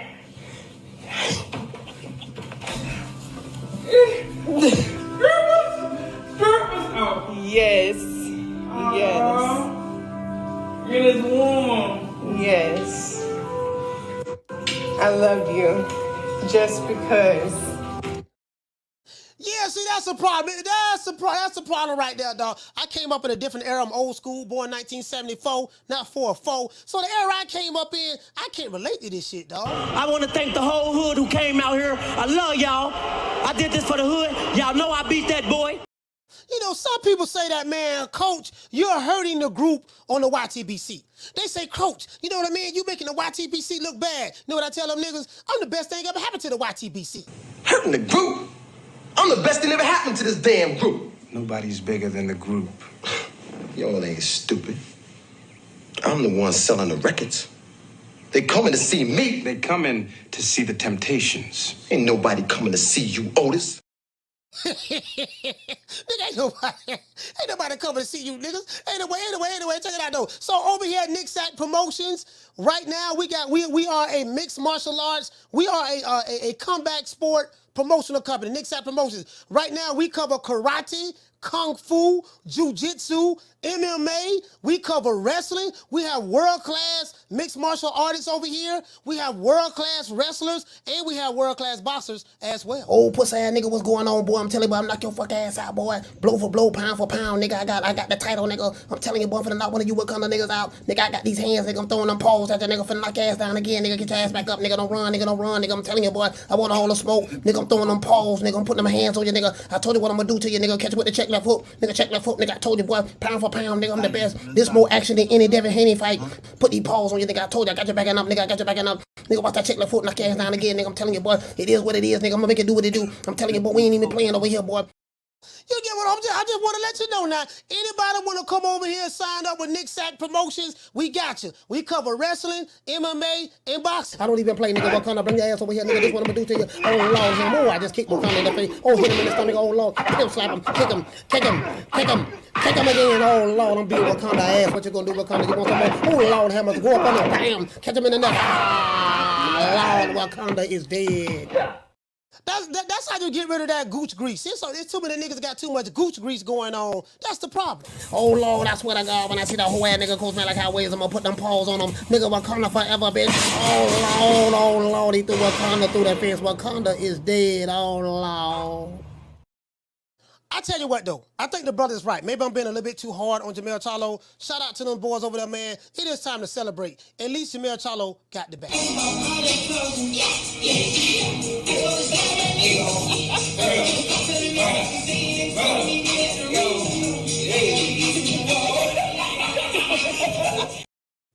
And I think sometimes as a boxing community, what we're going to have to do, man, sometimes that we can't see the forest for the trees. A lot of times we have to have vision. Well, I respect your ambition, Willie, but you got to have vision.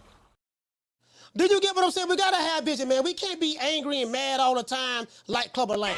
Get out while you can. Don't get a sucker no statue. Give them guts.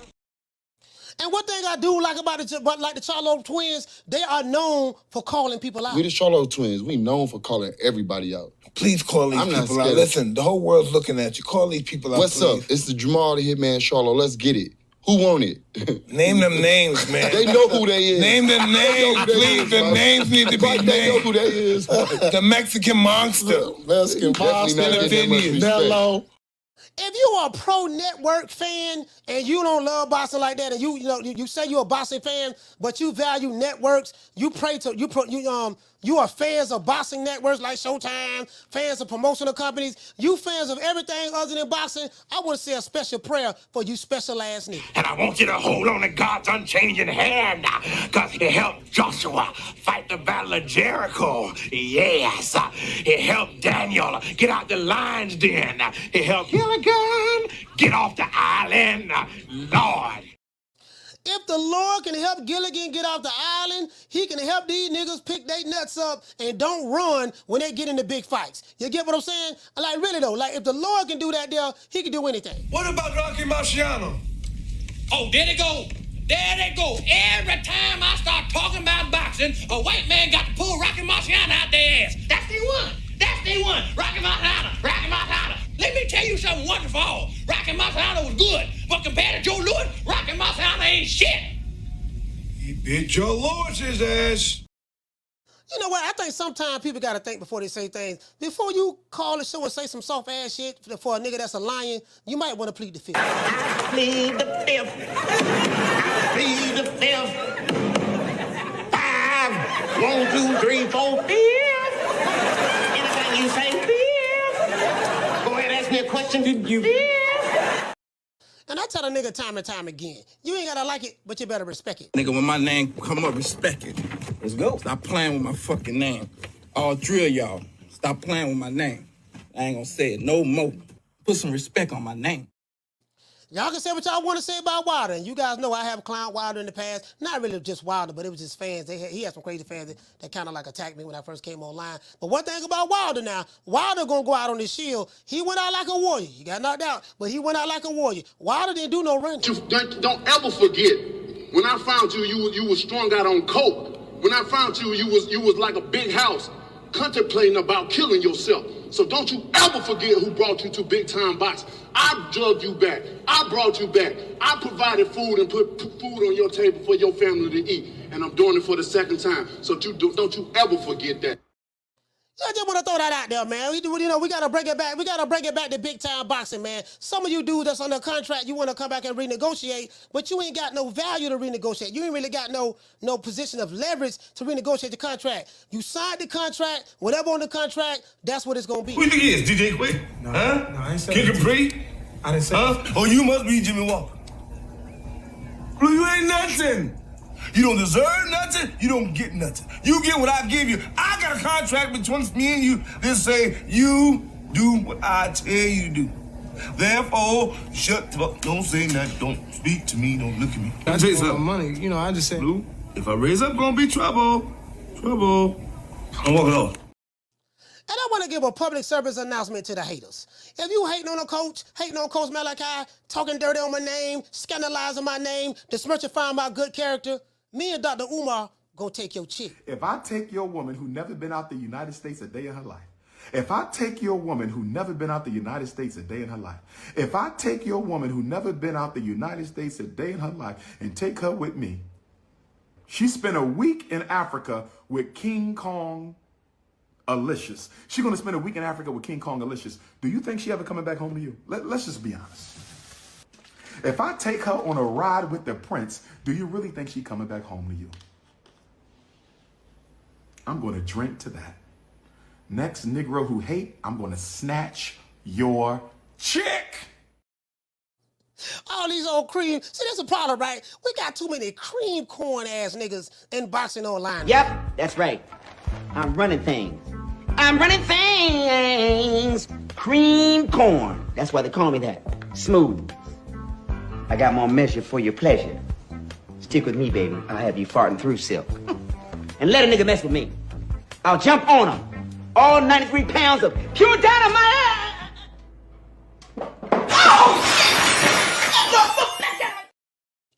Dude, the dude say, so I don't know, some hoe ass nigga say too many whack videos, you out. Guess what? Omar Gonzalez, you probably Jason Mones. I'm gonna help you get out. This is what I'm gonna do. You say too many whack videos. So what I'm gonna do, sir, I'm gonna make sure that you never, ever have to see any of Coach Malachi's whack videos again. We're gonna make sure we're gonna invite you to the block party. Bye, Felicia. We'll holler at you. We'll holler. Bye, Felicia. You know what I mean? I ain't asked your bitch ass to come over anyways. Fuck, nigga. Anyways, it is what it is, man. Oh yeah, and you know what? I gotta give a special shout out to everybody who's celebrating out there. Canelo won. I did say if Canelo win the fight, I'm gonna honor his fans by playing their celebration music. So I'm gonna be true. It is what it is, man. And you know what? I can't leave without. I'm hearing they say D-Block sent me something. He say Tank Davis is working on a really, really big fight with Teofimo Lopez, and it's supposed to be a mega fight. And I'm hearing they celebrating about that fake news. Hey, yeah. Oh, that look good. How much fun?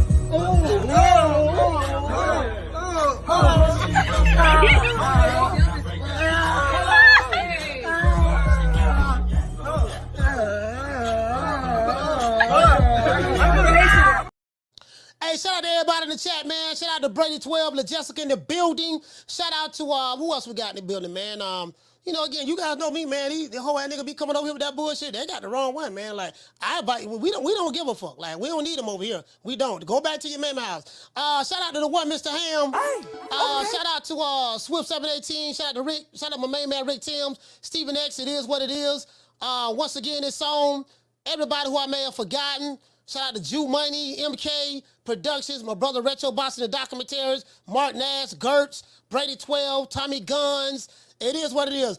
Again, guys, I'd rather have the women over here. You know what I mean? We ain't worried about the Wakanda niggas. You got Hispanic Wakanda niggas, we block their ass too. We got doggone black Wakanda niggas, we block their ass too. We got white Wakanda niggas, we block their ass too. We have Asian Wakanda niggas, we block their ass too. A Wakanda nigga is a Wakanda nigga is a Wakanda nigga. I do not give a damn. But since we got so many tenderonis in here today, I gotta show a lot of love and respect to the tenderonis. Much love to the sisters in the chat, man. A lot of the brothers out there, much love to you guys. I want you guys to keep boxing alive.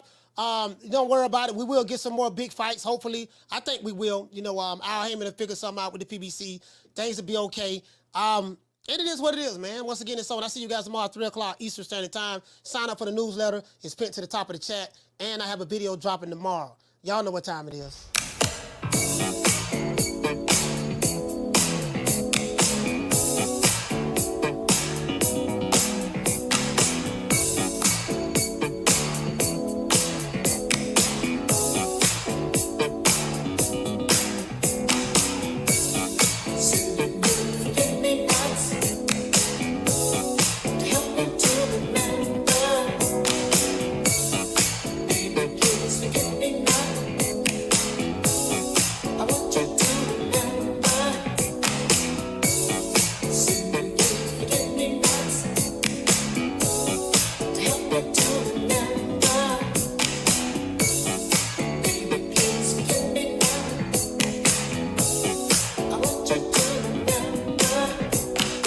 See you guys tomorrow, man, 3 o'clock Eastern Standard Time. You know my motto, don't meet me there, beat me there.